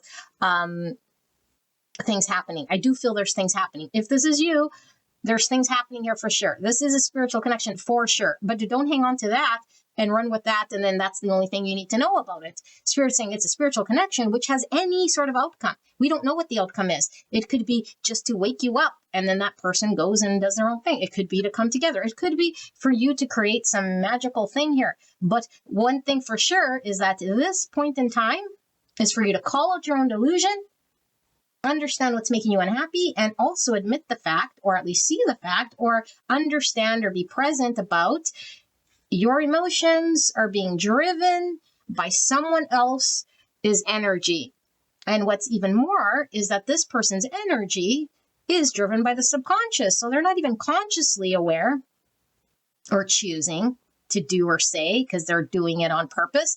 They're just sort of knee-jerk reaction. They're at the doctor's office and you keep hitting them with the hammer and they just keep kicking. They're like, they kicked me. They don't like me because they kicked me. It's like, no, that was their knee-jerk reaction. So why are we up, down, up, down, up, down? This is how they engage. They need healing. They need to do something here. And they're learning about love. Okay, but they got to learn about loving themselves. They got to see through their own illusion. They got a lot of trauma. They have a lot of stuff driving their subconscious. And then this person is really being drained by their own inability to admit in the present moment what's actually happening and seeing what's actually happening and accepting what's actually happening and not being fixated and not being stubborn and not attaching to outcome. And so where is this all driven? Root chakra. So I have some form of an abandonment wound, some form of a attachment, some form of a dependency, some form of something where I want to be other to make me feel secure in myself rather than me feeling rooted and grounded in my own energy. And so that's why I'm at the mercy, ping-ponging based on other people. And this person has strong pull because it is spiritual in nature, and these two are divinely guided, and there's a lot of feelings between these two. And so is the feelings accurate between these two? Yes. There's a lot of emotions between these two, you know? There's a lot of feels here, and it has to be like this in order for these two to be guided in the direction in which they're being guided. And so they're being guided through way of dreams, through way of synchronicities, and wherever the synchronicity is taking them is where they're being called to look at. And the only way that they can get hung up and this journey can get stuck is when we're being called to do something that spirit is asking, whether it be surrender, or most of the time it's just surrender. Okay, but it could be to look in our own closets, to be honest with ourselves, to release or hand the ball to spirit, or to see what it is that we're saying or doing that might be getting in the way of our growth. And so spirit keeps showing. Okay, spirit is showing, like through dreams, through downloads, through whatever, synchronicity, saying, hey, you're getting fixated, or hey, this is a little delulu, or hey, like, if this is not going where you want to go, like, can we see through some sort of thing that's happening here that might be, you know, the life force energy is being drained, and it could be drained by where are we putting our energy and our effort. So I'm seeing the 6 Pentacles being in the reverse. It's like it's imbalanced, so I feel drained, but I keep doing the same thing, stubbornly so. I keep feeding the delusion, and then I get all upset and up and down about it, emotionally pulled. And then I say, this person has so much pull. They're controlling my energy, my emotions. It's this person because it's so spiritual. It's like, yes, it's guided, but this person has no ability to control this person's energy. Our energies are energy. And if it is shared, okay, with this like spiritual connection, it's still our energy, and we still have an ability to be conscious. And so once we're conscious, it's like we have more understanding over our own energy. We're not just also acting knee-jerk reaction, up, down, because someone else is going to control how I feel in this moment, and I'm hysterical. Okay, it's like highs and lows that are completely just happening to me, and I have no control over it because this person's monopolizing my energy. Delulu. And so Spirit's saying peaceful, calmly. Spirit's trying to guide both these people. Okay, and one person usually in these spiritual connections is leading by following Spirit. And so I feel like person B most likely is you. I feel person B, okay, if this is you, I feel is being called because this person is really in the subconscious. I feel like this person probably isn't even aware of the type of connection or relationships going on here, even if they are psychic here with this purple here. Okay, but I feel like they're really sort of, they wouldn't be the type of person that would most likely be at this reading. I feel like B would be. And so Spirit is saying B could be conscious enough to know that they're following Spirit, that they're being guided, and also conscious enough to know, are they being stubborn? Are they being fixed? Are they attached to an outcome? Are they trying to force their will their way, but towards some form of understanding or belief that they're not wanting to be honest about, and that their highs and lows are really driven by their inability to admit that their emotions don't need to get pulled in so many directions based on how someone else is engaged or not engaged, based on some sort of root chakra block and a need to admit some sort of thing to themselves where it's not working, and then trust in Spirit and give the ball to Spirit. Okay, so let's take a look what Spirit's talking about here. So I do feel like this is a very healing connection. Okay, it feels like souls that have known each other in the past with this camera. It does give me 6 cups energy. Okay, it does feel with the sensuality and this waffle. It's covered in like syrup. It's like, it feels like when these two are together, it does feel very sweet. It does feel like something that could be very dreamy, you know, especially if B is having this like Neptunian energy about it and feeling so emotionally tied to this whole thing. And I feel like A is like wanting to appear in a certain way for a reason, because obviously A wants to have a good shell for B to keep liking them. And it's like, no, I don't want B to see my defaults. I don't want B to see that I'm not sweet or whatever, but it's all shallow and superficial. You know, all the sugar is going to create bellyache here. So we gotta see the sugar for what it is. Okay, and that's the liberation. And so I feel like if these two feel stuck on each other, and if B keeps feeling drained and this energy is draining, these ups and downs and draining, then the answer is there is freedom. And the only way to be free and liberated from this thing is to surrender and to listen to what Spirit is trying to say here about truths that we might not want to do or hear. Okay, then it's like, okay, then we want to suffer. Then we want to keep getting drained. Then we want to keep doing the yo-yo. Then we can. Spirit's saying, go ahead, green light, whatever you want to do. It's up to you. But if you want to do the thing in which you're being called to do, you'll be free of suffering. You'll be free of whatever's creating this drainage. Okay, so Spirit, clear and concise message for the greatest and highest good of pile number 2. What is going on between pile 2 and their person? Can we get some more regarding current feelings in this connection? Feelings, thoughts, what is it that pile 2 needs to know about A versus B, this connection, feelings, and thoughts?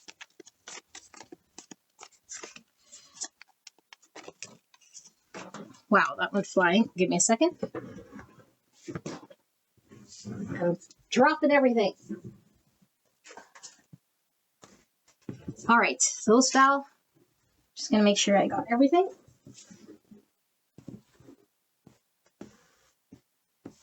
Oh, my cards fell over like a big tower. Okay, so we have Justice in reverse.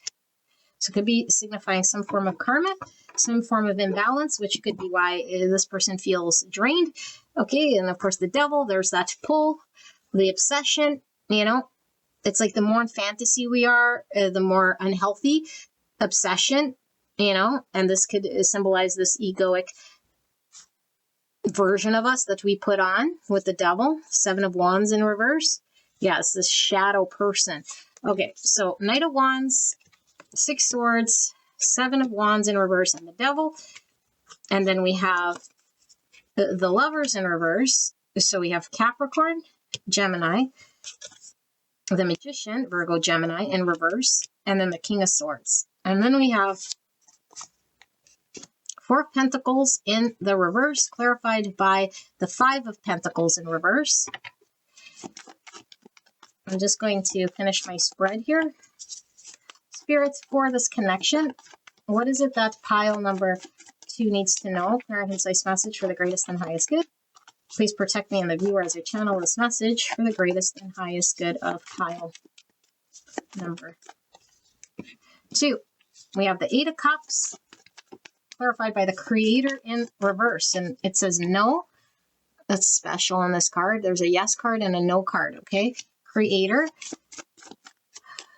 Why is this 4 of Pentacles in the reverse? Queen of Cups in reverse. Cancer, Scorpio, Pisces. Why is Justice here in reverse? So we have the High Priestess, Pisces. And then why is this 8 Cups here? Clarified by the Creator in reverse. My goodness, jumpy cards. 9 swords, not 10 swords. 9 swords. Okay, bottom of the deck, Hangman, Pisces, and under that we have the Tower. Oh my goodness, what's under that? Page of Cups in the reverse. Okay. Lots of cards. Give me a minute to see what it is that Spirit is telling us here, okay? This might take a little bit here. You can skip ahead.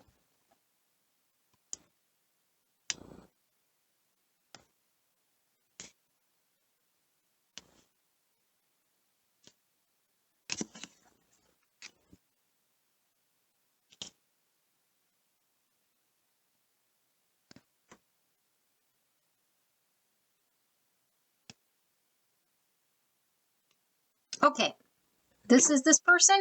That's interesting how it fell out. Okay, and this most likely is information for this person, B. Okay, so this is A here. And so I do feel I'm reading for B, and that's how I'm going to read. And you could flip it, okay? So for B, for A here, this person, who I do feel like I said, B is probably involved with A. A is somebody here who is in shadow. This is this devil energy. They don't know what they don't know. And so it drives the unhealthy ways of engagement here. Okay, the shadow. And so they're more driven by fears. They're more driven by desire. They're more driven by the obsessive needs to appear in certain ways. And so this person is coming through as a Knight of Wands. Knight of Wands in a love reading is somebody who just acts and isn't really too concerned with longevity, okay? They fizzle out, they're hot and cold, they come, they're more concerned with themselves. And it's not because they're selfishly only concerned with them, but it's like the subconscious says that I can only feel safe in a certain way of engagement. That's a devilly thing that I haven't healed or seen. This connection is brought together for this person to move out of this sort of energy because it's a 5 swords type energy. No one's going to want to deal with someone who is in a sabotage mode. And they're only sabotage because they're listening to or not listening, they're just letting the subconscious run wild. Okay, so there's a need for this person to surrender, drop their defenses, work through their shadow parts, and this is why they've been introduced to this connection. Okay, this feels very destined. Like I said, there's synchronicity, there's the benevolent guide. These people have been destined to work through whatever they need to work through. In this case, A needs to work through their shadow, their unhealthy ways of engagement, which, by the way, they could engage in vices, they could engage in just devilly ways, okay? But also they are very obsessed with B, okay? And I don't even want to tell B this because B is hung up on A and hung up on some fairy tale here. B is held up on some fairy tale here. So A is really driven by their, sexual parts here. And so A is more in their mind. They're in their mind because this is the way that they've been engaged. It's like, the shadow just lets me react however I think, and I just think with my mind, but it's not like through a wisdom of intelligence that is free of ego. It's like my mind is what I think in the moment that's driven by a subconscious. And so I'm not thinking about like compassion and all of this stuff with my heart chakra, you know? So like I said earlier, it's like this person is going to have to tap into their heart chakra, but they can't attach to their heart or see their heart or connect to unconditional love or any of this when there's big old shadows and subconscious drivers and fears in the way. It's like, I can't get to the heart. Subconsciously, I'm just going to have the thoughts I always had, and I'm more in my mind. And so they could act very cold. They can act very logical. They can just keep choosing to sort of think that they know. Okay. But it's like, no, you really don't know. It's your subconscious that's doing the thing. And so this person is very controlling. Why are they controlling? Like I said, they control the situation because they want to appear in a certain way. And that's their top priority. And if this wasn't the guard there, then everyone could see their subconscious and then they would be exposed. And that's a great fear. The fear is, I don't want to be exposed, but they wouldn't say this, of course, because they don't know that there's anything to expose. It's driving them. And so they're really, really wanting the control in this connection. And the more they feel desire, the more obsession they have, the more passion they have and desire towards B, the more the control comes out. Because it's like, oh, I'm going to lose control. I don't want to lose control. And so if they feel like it's really intense and they're really opening up and they're getting more and more pulled, this person will most likely fuck up, because it's like, well, then I'll lose control. I don't want to I don't want to get under the thumb of B. I don't want to be controlled by anybody. And B doesn't have any intention to control them, but that's the wounding. I'll be controlled. I won't know how to engage. So I want to be monopolizing the situation. I want to make it unfold the way I need it to unfold here. Otherwise, whoa, look out, but it's like Spirit saying, well, you're on some divine path here. And as long as you don't surrender, as long as you're defensive, as long as you keep doing the same thing, it's blocked here. And so they're not choosing this connection because they're still ego heavy. They still want control. They still want more so to keep the egoic story alive here, because that is where they're used to. That is where they feel safe, despite having a lot of passion and a lot of desire and a lot of pull towards person B. Okay. And so they are slowly moving out of this energy the more these two sort of engage, and who knows how slow, probably very, very, very slow, and at the same time, it's like they keep coming and going, or hot and cold. And this could be very draining for B. And in fact, it probably is. And that's probably, they're like, why are they always a Knight of Wands? When will they ever change their mind? You know what I mean? And it's like, they're not going to change their mind. Slowly and surely they're coming out of this thing based on the experience that these two have. And so the whole thing is to change our perspective so we become more enlightened about how we engage in relationship and how we see things. Spirit is saying, are we fixated? Are we stubborn? Are we still lost in the Lululand? Do we not want to take what's in the present moment of reality when something says it's not working and see it from a different perspective? Or are we really fixated on our point of view? We have to allow the tower to fall. The tower is all the things that we tried to build in sand that actually isn't real and it's not sustainable. So we need to just be honest and say, is this sustainable? Is there compatibility? Am I disappointed? Is this something I need to walk away from because it's emotionally depleting? Can I create here on the sand? Can I create on this tower that's all wobbly? No? Well, then I got to be honest with the truth here. And why do we got to do this? Because there's a block to love. And there's a block here when it comes to the destiny of this connection, when it comes to the karmic lessons of this connection, because there's a need to let go. We need to let go. And what are we letting go of? Old ways of thinking, ways of engaging, hanging on, hanging back, feeling victim, seeing scarcity, and listening to the fear. And this is all saying, I don't want to choose love. I don't want to open up my heart space. Okay, regardless if we're conscious of this or not. This is what it's telling the universe. I do not want to open my heart space. Why? Because I want to hang on to this connection. Does it make any sense? I don't want to open up my heart space. And Spirit's like, okay, well, why don't you want to open up your heart space? Because I'd rather stay in the energy that I'm in. And Spirit's saying, if you want to open your heart space, you got to let go. If you want to open your heart space, you got to listen to your intuition. If you want this karmic thing to sort of flow, we have to get out of the victim mindset here. Scarcity and being too fixated, too hung up here. Okay, but it's like the person B is like anticipating, if I let go, then it's like I can't create the vision, the thing that I had in my mind. And so I don't want to let it go. And Spirit is saying, no, the only thing we can do is walk away from what is not emotionally satisfying. So things can shift, so things can change. Does this mean that they're going to block person A and it's never going to work? No, it's energetically, karmically, Spirit is saying the lessons must be learned here in order for there to be a shift in this connection. Otherwise, we didn't learn the thing. Otherwise, we didn't open up the heart space. We just got so fixated on our point of view and our vision of what we thought, and we tricked ourselves saying, no, but I love him so much. It's like, no, is that love when we're clinging? Is that love when we are just like so fixated and attached and so emotionally up and down and emotionally dependent on someone else? That's not love. Okay, now that doesn't mean that there isn't love here. There is underneath it all. But this person, like I said, the shadow is greater, the ego is greater than the love that they're supposed to be engaged with and driving with. Same with this person. There's love underneath, but they're driven by a delulu. They're driven by their trauma. They're driven by this clinginess. They're driven by this anxiety to let go and say, it's not working here for me. And they can only get there when they're in the natural energy, because if they say, well, okay, then I'll just like say it to myself. It's like, we have to believe it.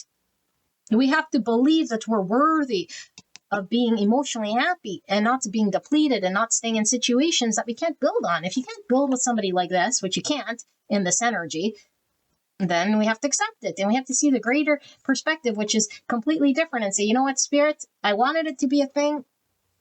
In my soul, I felt it was a thing. I was driven to see something here intuitively. I know there's something more here. But greater than that, I want the bigger lesson. I want the bigger lesson. Take me to a bigger vision of who I can be and what I'm supposed to see. And yes, I like this person. Yes, I wish it would work out, but not like this. And I want to accept the fact that I'm not in this delulu, and I don't like being drained, and I don't like being at the mercy of someone else's coming and going and hot and cold and all of this push-pull. I want the truth. Show me the truth. And Spirit says, okay, let the tower fall. Don't worry. If this person's meant to be, they'll be in your world or someone better. But you have learned the karmic lesson. That's what you are being guided to see, with all the signs, symbols, synchronicities, to open your heart space, to deal with your anxiety, to be in the present moment, for you to create something. But your creation is blocked. And it's blocked here because every time energetically you stay put, or you're stubborn or fixated, every time you don't walk away, you tell the Spirit, energetically, I am supposed to be in an energy here of disappointment, emotionally unhappy, imbalanced situations, drained, emotionally sort of stuck. And I'm telling Spirit, I don't want to create anything new. I don't want to build anything new. I want to stay here. You know, this is what we tell Spirit, and Spirit saying, no, the only way to create something new is to let go and to know that there is a lot out there that we don't see, that's not so, it's not either we're rejected or left out in the cold, or we're with this person and that's it, you know? That's very narrow. It's like there's a greater story that goes on here, and there could be many, many, many outcomes here for this story. Let's give Spirit a chance. And Spirit saying, don't be fixated on what didn't work and what hasn't worked, and it has to be this way and it must be that way. The Spirit is saying, like, just know what doesn't feel good and be willing to say, I deserve better. Okay, but not be all anxious about it, not have nightmares about it, not think that there's only one way for me to be, or two ways that I can do it, and that's it. It's like, no, there's many, many, many, many, many, many different ways. Spirit is trying to guide you, but we cannot be fixated, and we have to know that when we're emotionally sort of all over the place, it's a call to action to say, are we, I look at the red here too, the root chakra. It's like, are we reacting emotionally here based on a root chakra wound of abandonment or a dependency that allows someone else to impact their own emotions? And then we're dressing it up as, I have so much love, or I'm so caring, or I'm so determined here to make something happen. And because the more we're like that, the more fixated we are. Okay, there's a fixation here, and that's not going to go anywhere. It just creates the imbalance here. Okay, so pile number 2. This is your reading. I hope this helped you. Spirit is saying you can free yourself here, okay, by just surrendering and listening to Spirit. and seeing where it flows, because I do feel for this pile. It's like, where will it flow when I surrender, Spirit? Where does it flow when pile number 2 surrenders? Now, it's more of a matter of, I think if you could, you would. So hopefully this helped you to understand that the best thing you can do is to understand that there's more. Okay, but let's see. What happens here when pile 2 finally surrenders? Clear and concise message for the greatest and highest good of pile 2. When they surrender, what can they expect? So we have the 4 of Wands in reverse. So right now there's a block to union, a block to commitment, a block to building. There's a star, so it's our wish or North Star. So there's a vision you have of coming together, coming into union, building this community, this family. Okay, and I feel like Spirit's saying the reason we can't do this thing and get to the star is because we're not surrendered. King of Wands, Aries, Leo, Sagittarius, that's the vision. 3 of Pentacles in reverse, the World in reverse, and the King of Pentacles at the bottom of the deck, and then the 2 of Pentacles. So it's very clear here, okay? It's like Spirit is saying, if it's destined to be, the only thing that could get in our way is when we are not allowing Spirit to guide us in the direction in which we're being guided, in which gets in the way of union. Okay, so there's this freedom here. This is this bird here, and right now we feel not free. I feel we're not seeing the commitment here. We're not seeing it, and Spirit is saying we're gonna have to be empowered to have the vision. Okay, to see what is working, who's working with us, and whether in the 3D it could come together. Like I said, you can't build on sand. And so if there's people who don't work with us, okay, if we can't come together, we can't build a thing, the Spirit is saying we have to close, we have to close this out. And the only way that we can have a new beginning is to close out what we're needing to close out. Otherwise, we sit here in the liminal land. I'm not closed out. It's not working. Wishing and hoping and praying. Staying with a situation that can't build on sand. Okay, but we have this vision. We have this, this Sun Neptune is like, I have a vision. I have this understanding of what it could be. But it's like, yeah, but is it happening here? And it's like, it's back, forth. It's driving my imbalance here. Sometimes they show up and then it gives me some hope. And then sometimes they screw up and then they're not. I'm not a priority. And I'm going back and forth between these things.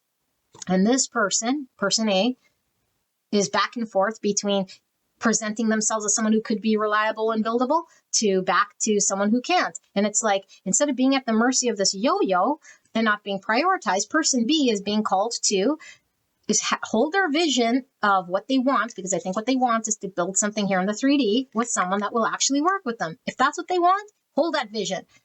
But we cannot control who it's with. It's like, I have a vision.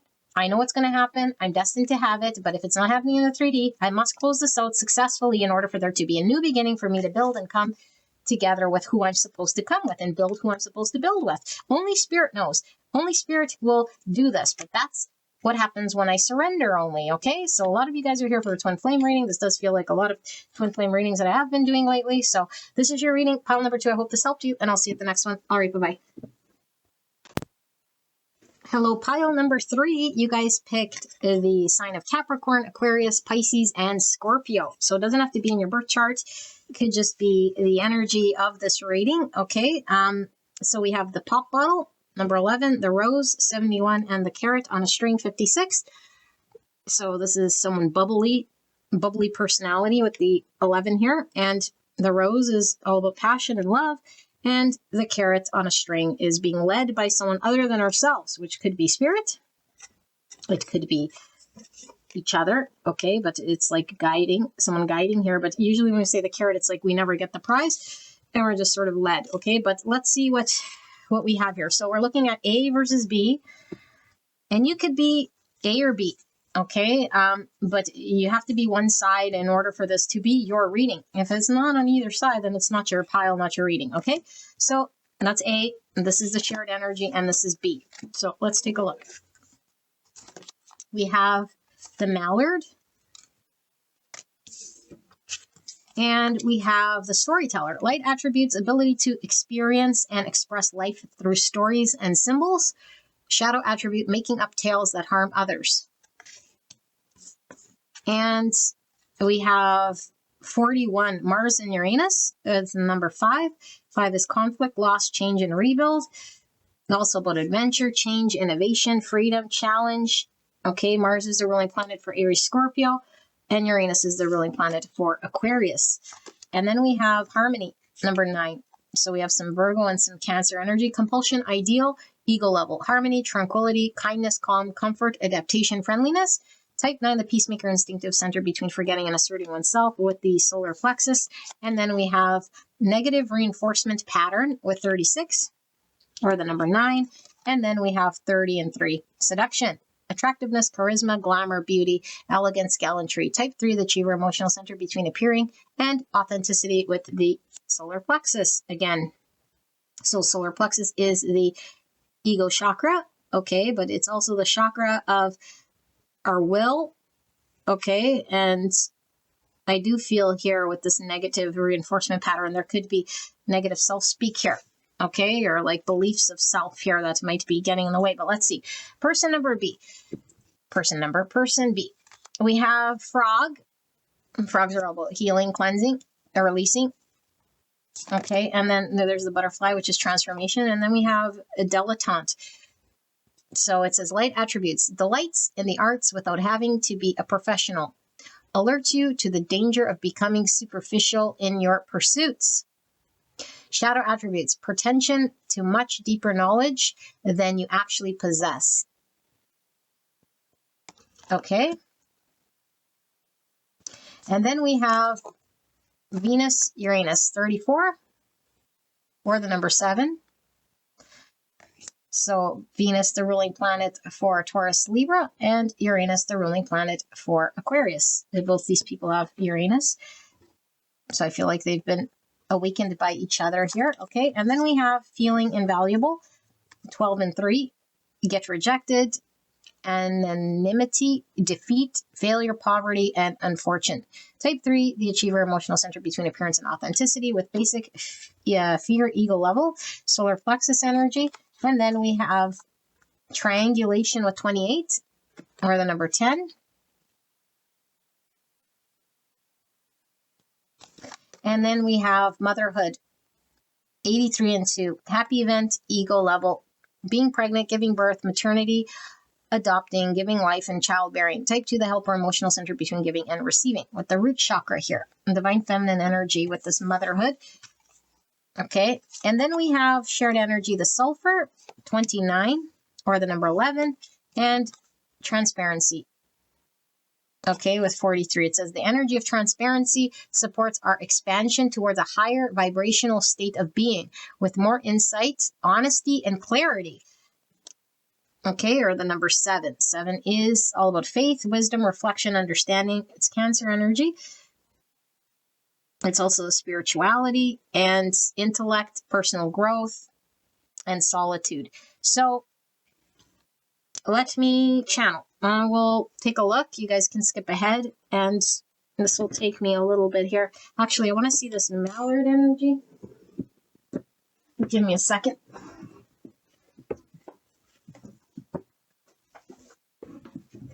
I think the mallard talks about dreams, if I'm not mistaken, in this book.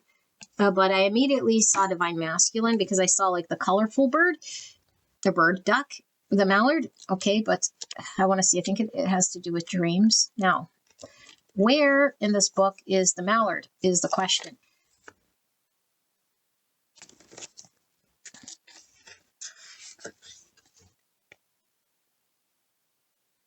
Here. So it would be somewhere over here. I don't like the way the book does this. It's really annoying.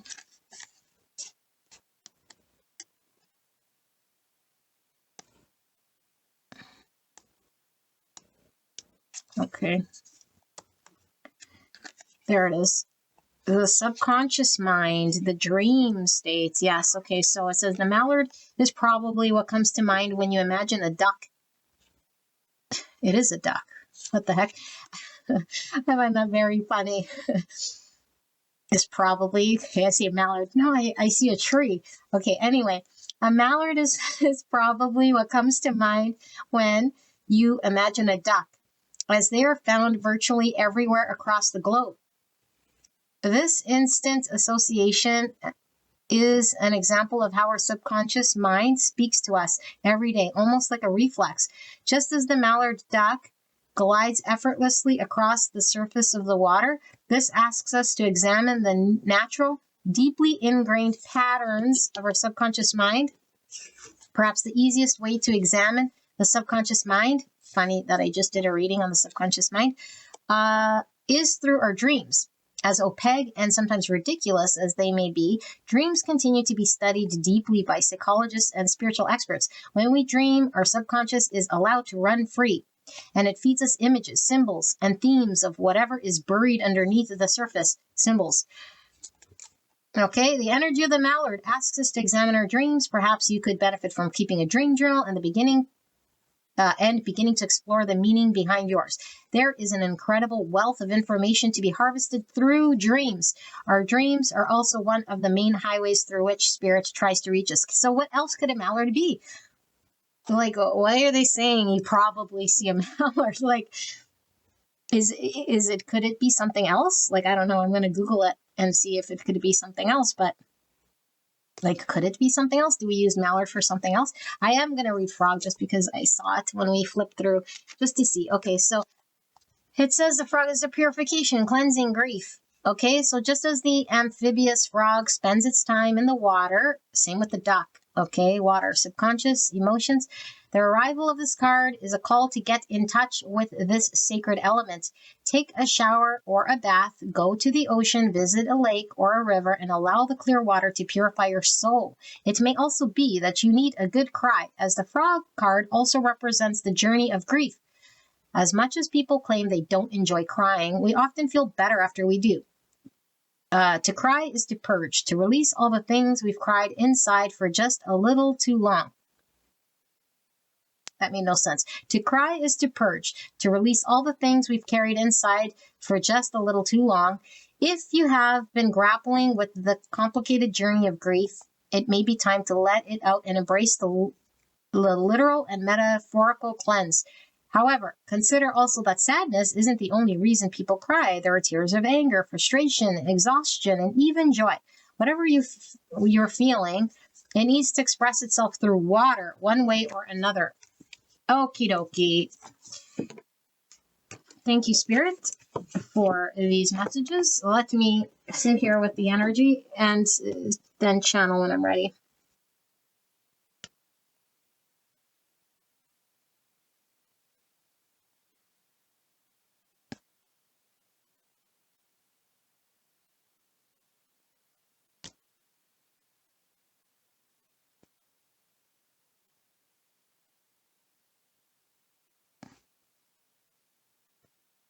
Okay, pile number 3, interesting energy. I do feel a lot of you guys are going to be B, okay, but it doesn't have to be, and I'll read it what it is. There's a lot of passion here. It's true passion between these two, okay? With this rose, it feels romantic. It feels like love, okay? There's a lot of attraction here, and I do feel like, and even the seduction, okay, person A has a lot of pull towards person B.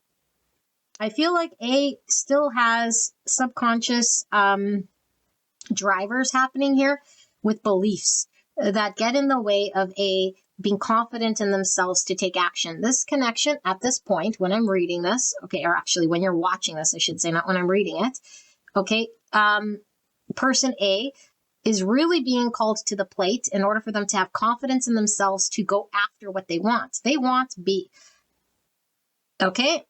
And in order to go after what they want, they need the confidence. But if old patterns of the mind that says you can't, you won't succeed, you'll be rejected, even if B hasn't rejected A ever, it's a subconscious thing that we carry, and it creates beliefs that we carry that stifle us and keep us little and stuck and don't allow us to move towards what we want. A wants B. This connection has been brought together in order to see through certain falsities that we hold on to, in order to have breakthrough in things that keep us little, stuck, and don't allow us to break free and move on and become better versions of ourselves. Okay, so I feel with this pop bottle and the sulfur, like what I'm really seeing with this is like, when you shake a pop bottle and there's so much pressure, I feel like there's a lot of pressure here, but I don't feel it's like bad pressure. I feel like this pressure is like this connection is really intense in order for there to be a breakthrough in ways of being that have been very fixed and stuck and very stagnant, and it's like shake, shake, shake, and then pop. And I also feel it's sexual pressure. I feel like A's about to bust a bust a nut, okay? So A wants to bust a nut, and it's all about this pressure to relieve themselves of what's keeping them sort of stuck here. So they feel passion, they feel desire, they feel really pulled to be here, okay? But it's like a push-pull between old self-speak that says, no, no, no, you're just gonna not do well, or like face the thing that they fear the most, which is, I'm going to step forward, whether I'll be approved or not approved, or whether I fall flat on my face or be rejected, or my self-speak is yapping in the corner. I'm being shown the truth of who I am. And so the passion is stronger. And it's like, this is what spirit is really talking about. It's like the desire to want to engage and experience this connection has to be greater than the voice that keeps me little. And so there's a lot of intensity here. There's a need to act, a need to be confident in action. I feel this is divine masculine energy. Okay, it doesn't have to be, but that's what I'm seeing because I'm seeing the erotic thing here about the bust a nut. So anyway, this person has been awakened by this connection in order to transcend past negative beliefs of self and overcome lack of self-confidence here, okay? Because there's a lot here with the solar plexus, which I feel this person lacks just confidence in being successful. So they could be somebody here who might be very much, like playing small, not going after their dreams, not believing in themselves, and not being able to even adapt to things because it's like, I just give up before I even get a chance, but I do feel this person is fairly loyal. I do feel like this person has a loyalty to person B. I do feel like they want to come forward here. I also feel like this person could be at this time, because I'm reading about the feelings and thoughts right here, right now, dreams. And they are really intense here, whether they remember them or not. Okay. And these dreams are coming through more and more and more so that A can really face what they're needing to face here, because the dreams are the subconscious. And so we read this from the book when we laid the cards out. There's a subconscious that comes through in the dream. Okay. And why we have these intense dreams is so that we could release what we couldn't in the conscious realms. And then we can deal with things that we've suppressed or that we've buried. Okay, now, because we had the water and the water here with the mallard and the frog, okay, water is all about intuition, emotions, feelings. It's the unknown. Okay, it's like the hidden. And so there's a lot here that hasn't been on the surface, that's been buried for a pile or for person A, that has been really driving their actions in their world that they weren't aware of. That's really stemmed from a lack of self-confidence or negative self-speak that gets in the way of this person just conquering and succeeding in their world, And I think that there's definitely with the Uranus, I feel like these two are brought together to awaken this within themselves.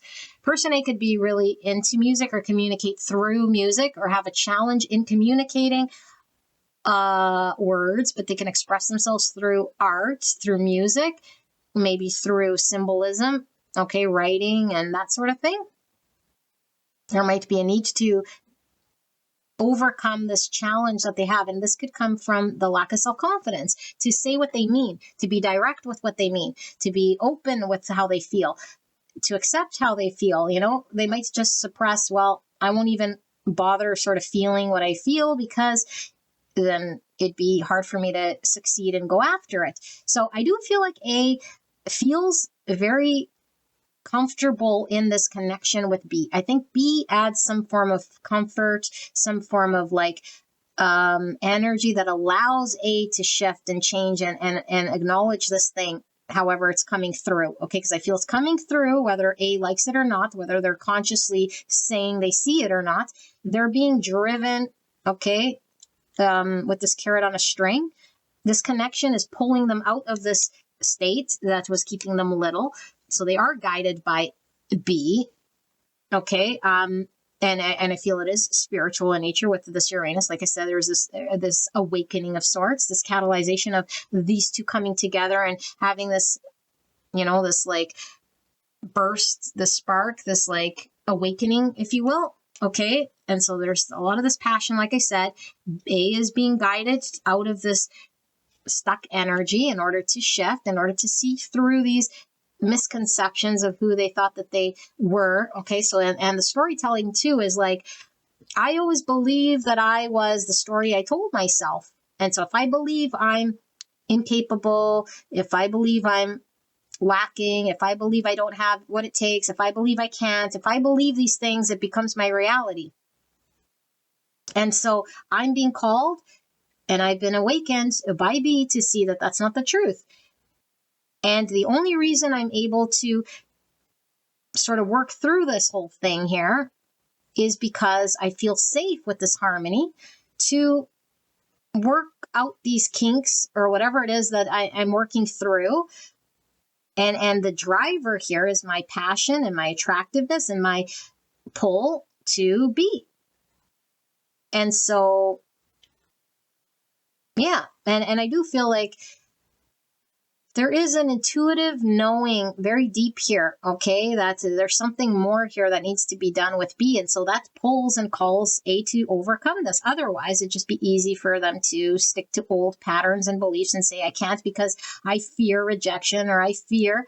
Okay, so there's a lot of reflecting here with the 9, which is the Hermit, and then this Mallard, which, like we said, is subconscious. And it's like reflecting my fears, reflecting the stories I used to tell myself about what I could and what I was capable of doing and not believing in myself. And so I feel like B might be a good cheerleader for A to believe in themselves, go after what they want, change their world in a way here, because I do feel like it was time for A to make a change. And so 41 could be an age here for some of you guys. Okay, but this is 5 and 5 is all about change.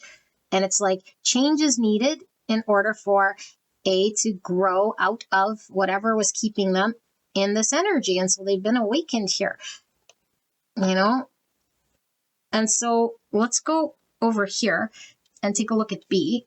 And so I feel divine feminine energy here with this motherhood. And like I said, I could see why A feels safe and calm and comforted by this energy because, like, look at this beautiful energy. It feels very motherly, And so it could be that B is in a motherly energy to A, nurturing A. Okay, but this triangulation, what I'm really getting is this, because this talks about like a third energy here, that's an indirect way. But I feel like the indirect way is like being guided by spirit. Okay, and being guided by something we can't quite put our finger on in regards to the choices, the actions, and the things as it unfolds here, because I feel there's an indirect energy that guides B, that B might not even really fully understand, that they might do and say certain things here that's like, they might not have direct, what's it called? A direct access to do what they might want to do, because it's like they can't control A. And so I feel like B, it might feel like it's out of their hands. It's all indirect. And it's like, I'm just at the mercy of what unfolds, and I'm at the mercy of spirit. And I feel a lot of love here, but it feels like when we're a mother and we're giving, it's like, how long until the baby is self-sufficient? Long. We can't leave them until they're like 13 years old. Obviously they need different care at different times, but it's like the mother is selfless here. And it's like, we know that this isn't a baby. Okay. And so it's like feeling invaluable, because I do feel it's like the mother is like giving. And it's like, I feel like I'm not shown the respect or what it is that I can take away for myself, It's like, what does the mother take away? Nothing, but the mother is selfless, so it's raising the baby here, and the mother's not going to say, what are you going to do for me? So this is why it's working in this energy, because this is why person A feels safe, and is coming out and is working through this, because B is selfless, although B can't help but feel like a human, feeling like, well, I feel like I'm not succeeding here. Okay, getting rejected, defeat, failure, poverty. It's like my hands are empty here. And so why are their hands empty? Because A is still having to come out. Like A is still having to burst out of their thing, And so it could be that the ego comes online here when person B reflects and says, I can't directly do anything here. And they could they could listen to the ego story here that could get to them. Okay. Or they can continue to follow in spirit sort of guidance, because I do feel like spirit is trying to guide both of these, but B, in regards to what this journey is requiring in order for there to be a seeing through what we need to see through. And it's like, can we see through our own ego? Can we see the illusion that we are getting rejected, or that we're failure, or that there's poverty? That's an illusion. There is no such thing. There's just, I either believe the ego story or I don't. And I don't have to overgive. And it's all the choice whether I want to be in this giving energy. Okay, this caring energy, this caretaker energy, this is a choice. Okay, but I feel like this is what B was working through with this frog, because this frog is all about cleansing, healing, releasing. And it's like, what can I release? I can release understandings of feeling not worthy. I could release certain things that I've had to heal and see through my own ways of engagement here through this indirect, again, experience that I'm having, because I feel like B can only control certain things, and the only thing B can control is themselves.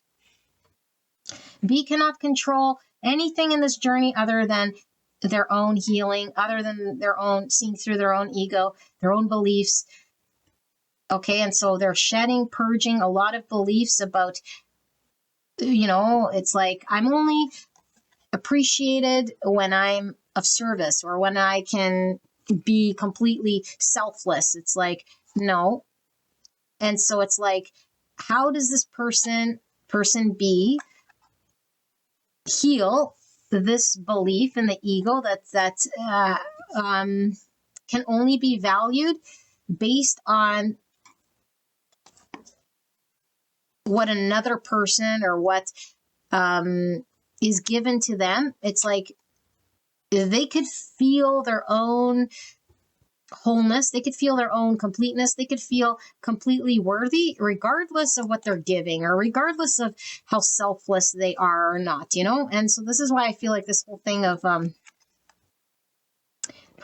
pretension to much deeper knowledge than you actually possess. It's like stories this person tells themselves is not necessarily true, and they're having to see through what is true, what's not true, what do I need to release, where's the ego sort of getting in the way and making me believe certain things about myself and how much value I have and not. And so I feel like there's a seeing through the surface and getting deeper with the truth here, and being awakened to the truth. So the transparency, again, both of these are seeing the truth. And this person might have had a very superficial surface way of understanding who they were and what connection was. And it might have really believed, that I have to be a giver. I have to be a caretaker. I have to whatever the beliefs are here with the Venus. I feel it's very like superficial in some regard. And then I'll be appreciated, and then I'll be loved. And then it's like, no, you got to create your own world based on your own foundation underneath it all, and get rid of and purge why you thought whatever it was that you thought initially that creates this lack mindset, or this feeling of rejection. This is what this person is healing. I also feel like person B is a creator of sorts. And so they're inspired here by this connection. Again, woken up to the truth. I need to shed, okay, whatever material things, superficial understandings of whatever they had about themselves. Maybe they had in the root chakra here, abandonment wounds, mother wounds, okay? But it's like a belief of when they could be valued and how they're valued and how others see them creates their value. And it's like, no, this is all stuff that's actually untrue. So I do want to see what this triangulation is about when we lay the tarot, because triangulation could be like using another here to sort of do our dirty work or get our outcome, you know? It's like a passive aggressive way to get what we want, and we're not really direct about it. And so maybe it could be like an outlet here, like a B needs an outlet. I don't know if it's painting. I don't know if it's like a creative thing or a spiritual thing, writing. I see here like cooking. I see here like garden. This could just be indicators here for those of you guys who are here that it's your pile. Okay, but it's like where I invest my energy, where I can invest my energy, because I have no direct way of shifting this connection or doing anything. And I can only focus on sort of another angle or another aspect here. And so how do I work through healing and releasing certain thoughts, certain understandings? And how do I focus on what I need to create or what I'm being called to create here? And how do I shed or see through or work through certain things that actually don't really necessarily matter so much? Because I feel like there's a lot of 3D or material understandings that B might have had. And it could be shedding this materialistic worldview of what's important. Like what's important, you know, like maybe what I create in the 3D is the most important thing here. And Spirit is saying like person B had to reevaluate their priorities in some aspect, you know, and maybe it's like I'm only ever really valued when I'm of service to other and caretaking other. Meanwhile, Spirit's saying, no, you can also create in this world. There's something maybe that person B was being called to create here that they would have never seen if they would have never healed, if they would have never been awakened, if they would have never, you know, it's like the triangulation again. It's like an indirect awakening so that B can create something here. And I do feel like with this divine feminine energy, it's like Empress, it learns about boundaries, learns about giving and receiving love, learns about her own self-worth, her own self-value. Like there's a lot here that person B was having to shed and work through and understand about themselves. And I do feel like it's all about the shadow integration here, you know, with the 7 here, which is Chariot. So success through working with the universe, integrating the shadowy beliefs that I might have had that were holding me back, that were ego-driven or ego-based. And by the Tower, which is the deconstruction of what is false. And so I feel like these two are having a breakthrough, you know, they're really seeing through their own illusions and beliefs that keep them held back. And it could be that B was meant to create something and that A was meant to overcome these negative self-speak patterns. And the only way that they could overcome this was to come together so that they could see through this whole thing. So let's see. This wasn't super, super clear here for me because I feel like there was a mixture of energy that was pulling through. But I feel like there has been a lot of healing. There has been a lot of releasing, you know. So let's see. Spirit, clear and concise message for the greatest and highest good of pile number 3. What is it that is going on in this connection in regards to feelings and thoughts that I might be missing regarding pile 3 and their person? What do we need to know about pile 3 and their person at this time? please protect me and the viewer as I channel this message for the greatest and highest good of pile 3. Thank you so much, pile 3, for being here and for allowing me to tap into your energy, the energy around you at this time. So we have the 8 of Wands. That's this breakthrough I was talking about, okay? But it's in the sideways position, and the 8 of Cups. So I need to walk away from a part of our world that it doesn't fulfill us in order to have the breakthrough. And this is really talking about this negative self-speak that keeps us small, emotionally not satisfied. But it's like I don't have the confidence to go after it or to follow it. Okay, so there is a shift happening here for sure. And it's like amidst the shift, person B is sort of at the mercy of this sort of unfolding, you know, like A is sort of transitioning, and it's like, what is B doing here? I feel like B is maybe focused on their own creative pursuit. Maybe they're still purging, working through some ego stuff, but I do feel like they feel maybe their hands are empty, you know, it's like I haven't experienced anything here. Like I feel like I'm being rejected. Let's see, Spirit, a clear and concise message for pile number 3. 6 of Cups in reverse. So this is the childhood situation, circumstance that could have kept us feeling very, very stuck. Oops, I don't know why that flew. So this is talking about A again. A has had an experience of the past that it created this negative mind speak, and they could have just been stuck there, you know, stuck at a time in their world, in a situation, you know, it could be their hometown, it could be the way they were raised, their family life, whatever it was, stuck here, incapable of moving out of this, breaking out of this, because they were playing small.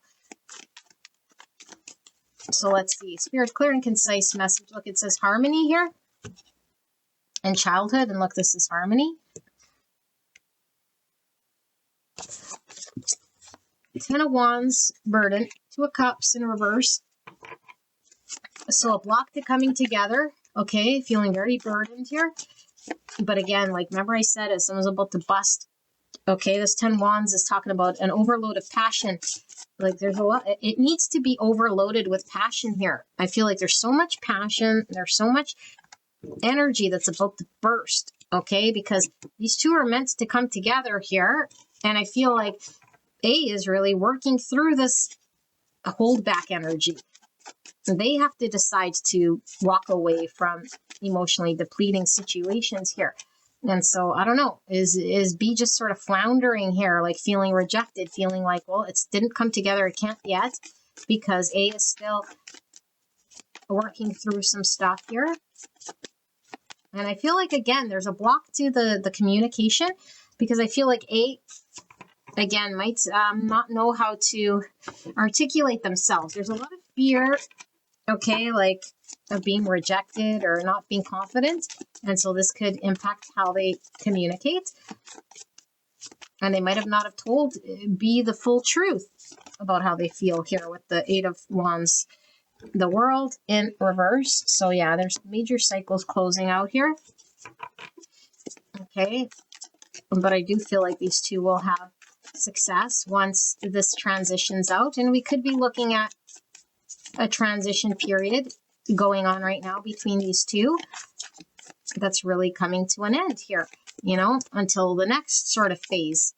And usually when the World, it's like it's the end of like that experience, and the only thing new is like a whole new book here, a whole new thing. Justice, so could be karmic here, and it's all about a balance and doing the right thing, the just thing. The Fool, Aquarius energy, Libra energy, and then the 2 of Pentacles in reverse.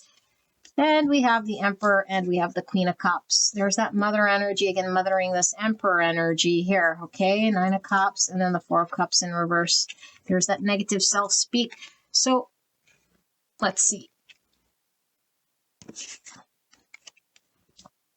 So, all I'm really getting is this energy, okay? And what it's talking about is like, this person is coming into their divine masculine, regardless of gender here, which is really in their power. Their power isn't predicated by what's happened in the past and their lack of self-confidence and all this stuff. This person is learning through experience here.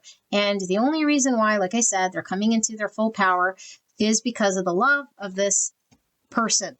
The love is unconditional. The love is the comfort that allows this person to come out. Okay, this person A, is early emotionally fulfilled here with person B and is coming out of this 4-cup energy, okay, where they're just like not seeing the forest for the trees. They'd rather just, sit there like looking at what doesn't work in their world because they lack self-confidence, and then they miss what's being offered to them. What's being offered is person B, but I feel like person B feels rejected here because person A hasn't taken the cup just yet. They're coming out of this mindset. They're feeling supported by B. They're shifting, they're changing, but it requires them to leave old mindsets, old world, what the experience of the past, karmically, so that they can do the just thing for themselves in order to open themselves up to this connection, which, by the way, I don't think is formalized. I don't feel these two have come together just yet. I feel like there's a lot of heaviness and burden because of the fact that it might be taking long, it might have been stuck, but it's like all of this passion, all of this desire, all of this energy that is felt is driving them to come together. Okay, but I feel like there's a need for A to take a risk, a need for A to trust themselves, to leap into this connection, not be held back, not by fear. Okay, and I do feel like there's a need to close out the cycle. And I do feel like it's almost like, look, harmony again. How many times are we going to see the word harmony? Harmony, harmony, harmony. And these two are meant to come into balance, okay? Look at how they're equally balanced here.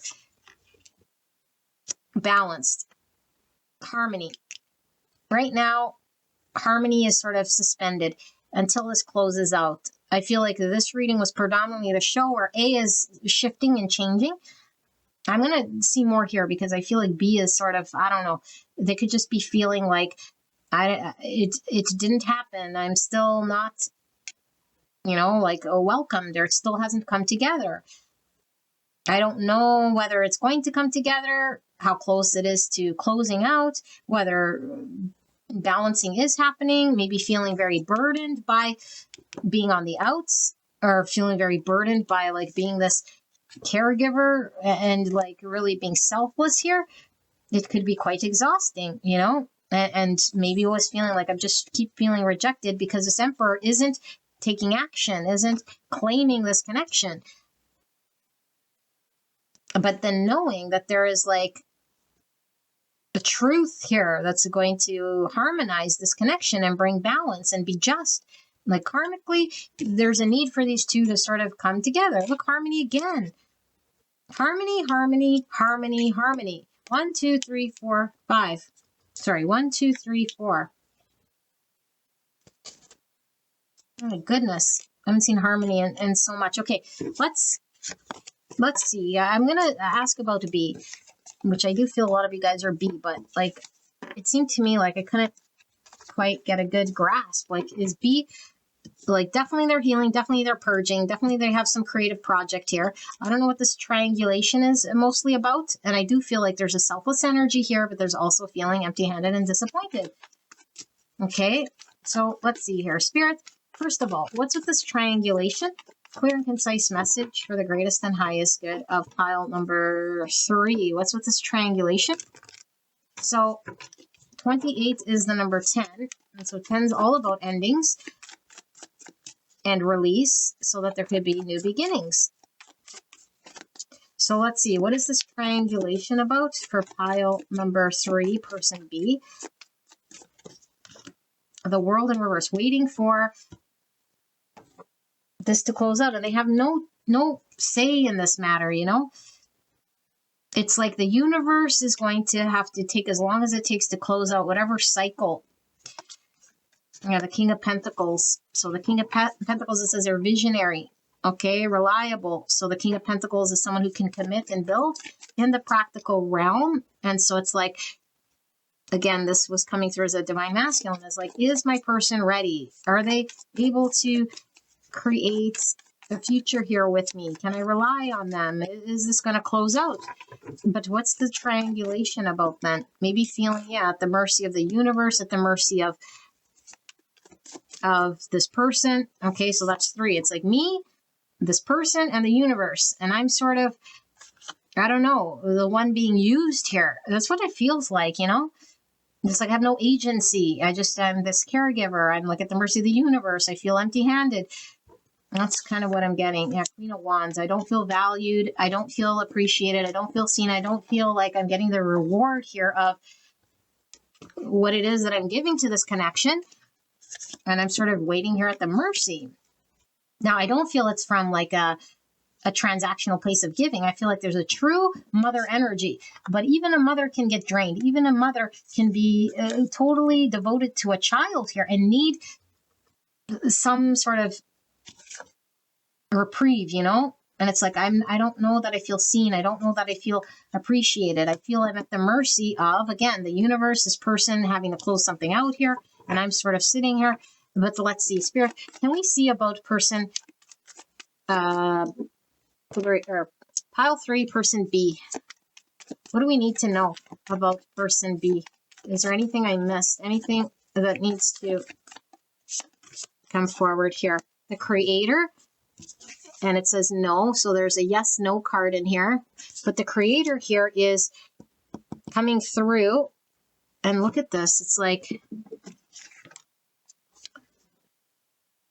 we see all the colors. And so anytime I see colors, like different perspectives, okay, but it's like, because that's what the rainbow is, but like she has all her hands in like different things here that she's doing. Like I said, gardening, cooking, painting, reading, sitting on a yoga mat. And there's cats, and the cats could talk about our intuition. And let's see, creator. What do we need to know about person B? What is this? Maybe she feels like she can't quite create, So she's at the mercy of things unfolding. And it's like, I can't quite create just yet. For person B, Spirit, why are we seeing this spread? What do we need to know about person B in this connection? Feelings, thoughts. So we have the star. Again, a vision and a purpose. Temperance in reverse, so something in balance, something that needs to be healed. There's the Emperor. She's waiting for the Emperor to heal. The Emperor is creating an imbalance in her world, but she has hope and a vision. It's like the Emperor, it might not be somebody here who she can rely on just yet because he's imbalanced, he's not healed. And so she's needing to find her own empowerment here, maybe focus on her purpose. Something like this. Let's see. Why is this creator here? The Tower in reverse. I feel like she's gone through the deconstruction of something here, It's like I said, this Uranus energy, it was like deconstructing the understanding of some materialistic world. 5 Cups, disappointment, loss, the sorrow. Yeah, there's definitely this feeling that comes with it. There goes my email. Feeling invaluable is 5 Cups. Why is this Temperance in reverse with this Emperor? So we have Aries, Sagittarius, Aquarius. And we have the Ace of Wands, New Beginning, and then the 8 of Pentacles in reverse. So she's waiting for her new beginning here. And Justice, wow, Libra, and then the 6 of Cups in reverse. These two have a soul bond, okay? That transcends, I feel, this lifetime. Beyond this lifetime. I feel like neither of these two can move on beyond each other. It's very destined here. Very karmic. Okay, and so when we're in these types of situations, we feel at the mercy of the universe. It's really like, I can't do anything about karma. I can't do anything about moving forward or on because the cord to this person, the contract, is keeping me sort of hostage here. Harmony again, by the way. So it's like, I can only be at the mercy of whatever's unfolding here. I know I'm supposed to create something. The tower is already fallen, okay? I feel like the tower is fallen, and there's an understanding or a vision of a destined path here that hasn't unfolded. It hasn't harmonized yet. It still hasn't balanced out. And so there's this feeling of like looking at the situation and being like, it's not, I have the vision, but it hasn't come together. I feel like I'm here waiting. Okay. I don't necessarily know that B is consciously choosing this wait so much as it is a karmic energy. This is really what it feels like. And it's saying your emperor is healing. Okay, I'm not telling you what to do here, okay? Do never wait for anyone. This is like karmically feeling hung up and stuck because an emperor is healing and an emperor hasn't shown up yet. It's making B feel sad. Okay, and it's like, I know there's a new beginning. I know that there's passion here. Remember, I said he's about to bust one here. Okay, so I feel like there's this new beginning, but it's like I can't in the 3D build and work with it, and like, because he's not here, he's not present, and he's closing something out. And so in the practical world, like, he has to be here so we can work together, we can build something here in a tangible way, and it's just not tangible. It's like an idea, a dream, a spark of something that could happen in the future, a new beginning. And when it happens, it's there. We're both healing, okay, with the snake, but in the 3D, I can't put my paws on it. I can't build with it because this emperor isn't available or around. So, yeah, this is exactly what I see. 8 of Swords in reverse. So it's releasing limiting beliefs, okay, with the frog, releasing how we maybe tell ourselves where value may lie, or that how someone else might make or break us and how we see ourselves. You know, it's like, I'm not valuable unless I'm shown or appreciated in a way here. And it's like, it's not true. And so person B is being shown this through way of experience. It's like feeling a rejection or feeling loss or feeling like they're not getting what it is that they're wanting. And I think what person B wants is to create something, get results in the 3D. So let's do one more round to close this out, because I still feel it's a little bit open-ended here. And I mean, all that B needs to know is that A is working through whatever they were needing to work through. I feel like A is really getting some traction here. I almost feel like B is, I don't know if they're seeing this change. They're almost like, it's never going to happen, you know, or it's just like, I'm just so, I feel the way I feel, and that's all that's true to me. But let's see, Spirit's clear and concise message for this pile. What am I missing exactly? Can we close out this reading for pile 3? What exactly does pile 3 need to know about this connection? What has been missed? What questions does pile 3 still have about this connection and about their person's feelings? The King of Wands in reverse. There's that lack of confidence and that negative self-speak that's been driving this person to not go after it, to play small, not have a vision and claim it. So they've been stunted by their lack of confidence. Nothing to do with B. Okay, 10 of Swords in reverse. So there's a need to close out something. And like we said with the world, you know, but we have to take practical action to close it out. And I feel like with all these swords, it's like close out that mindset that's been driving the act, the lack of action. The mindset needs to close, the negative anxieties and prison of what we tell ourselves that gets in the way of our confidence. And there's the Empress in reverse. So it could be mirrored, you know, like this Empress could certainly be learning about healing, giving and receiving love, boundaries, self-worth, especially with this ego energy that pulls through, only feeling valued when she's like being appreciated for her acts of service to other. And if other isn't valuing her, she might not feel valued. It's like, no, she needs to learn about her own self-worth. Okay, but this is about giving and receiving love, and both of them could certainly have mother wounds. Okay, so we have a card that's crossing the King of Wands, and that's the Magician. And so it's like, yeah, the person A's ability to manifest and create is stunted. They don't believe that they have what it takes. I don't have the tools. I don't have the ability to manifest, and so I don't go after it. Nothing to do with the availability or the beauty or the passion or the attraction or the anything that I have for B. Nothing to do with it. All to do with my own mindset. Okay, and so there's been a stagnant energy with person A when it comes to being confident and moving towards B. 7 cups. So there's the fantasy and the desire to have a vision of something that can work, but lacking the confidence to make it happen. So I sit there and dreaming about it, but also not pointed in any direction and choosing it. There's the Tower. So that needs to fall away so that I could build with person B. Okay. 3 Pentacles. So I could build and work with person B, but I need to finally see the truth, finally see my truth, finally be able to step forward in the 3D and make it happen here. And once I address this feeling of rejection and my inability to give and receive love, 9 of Wands and the Ace of Swords in reverse. So this is it. It's like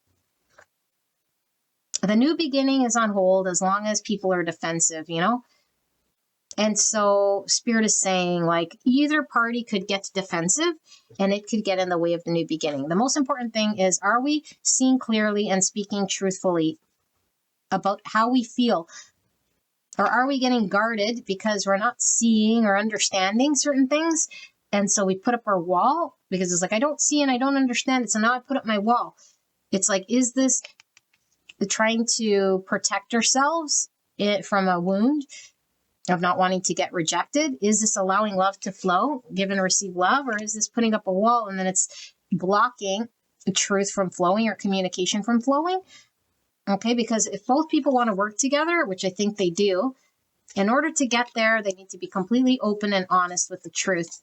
They need to see the truth, accept the truth, embrace the truth, walk and talk the truth, not get defensive, not get guarded, not start getting into their fear or listening to the self-speak that says I'm not good enough, or I'm not appreciated, or I'm only appreciated when I do this, or when I see that, or when others doing this or that, or I can't see, understand what I can do.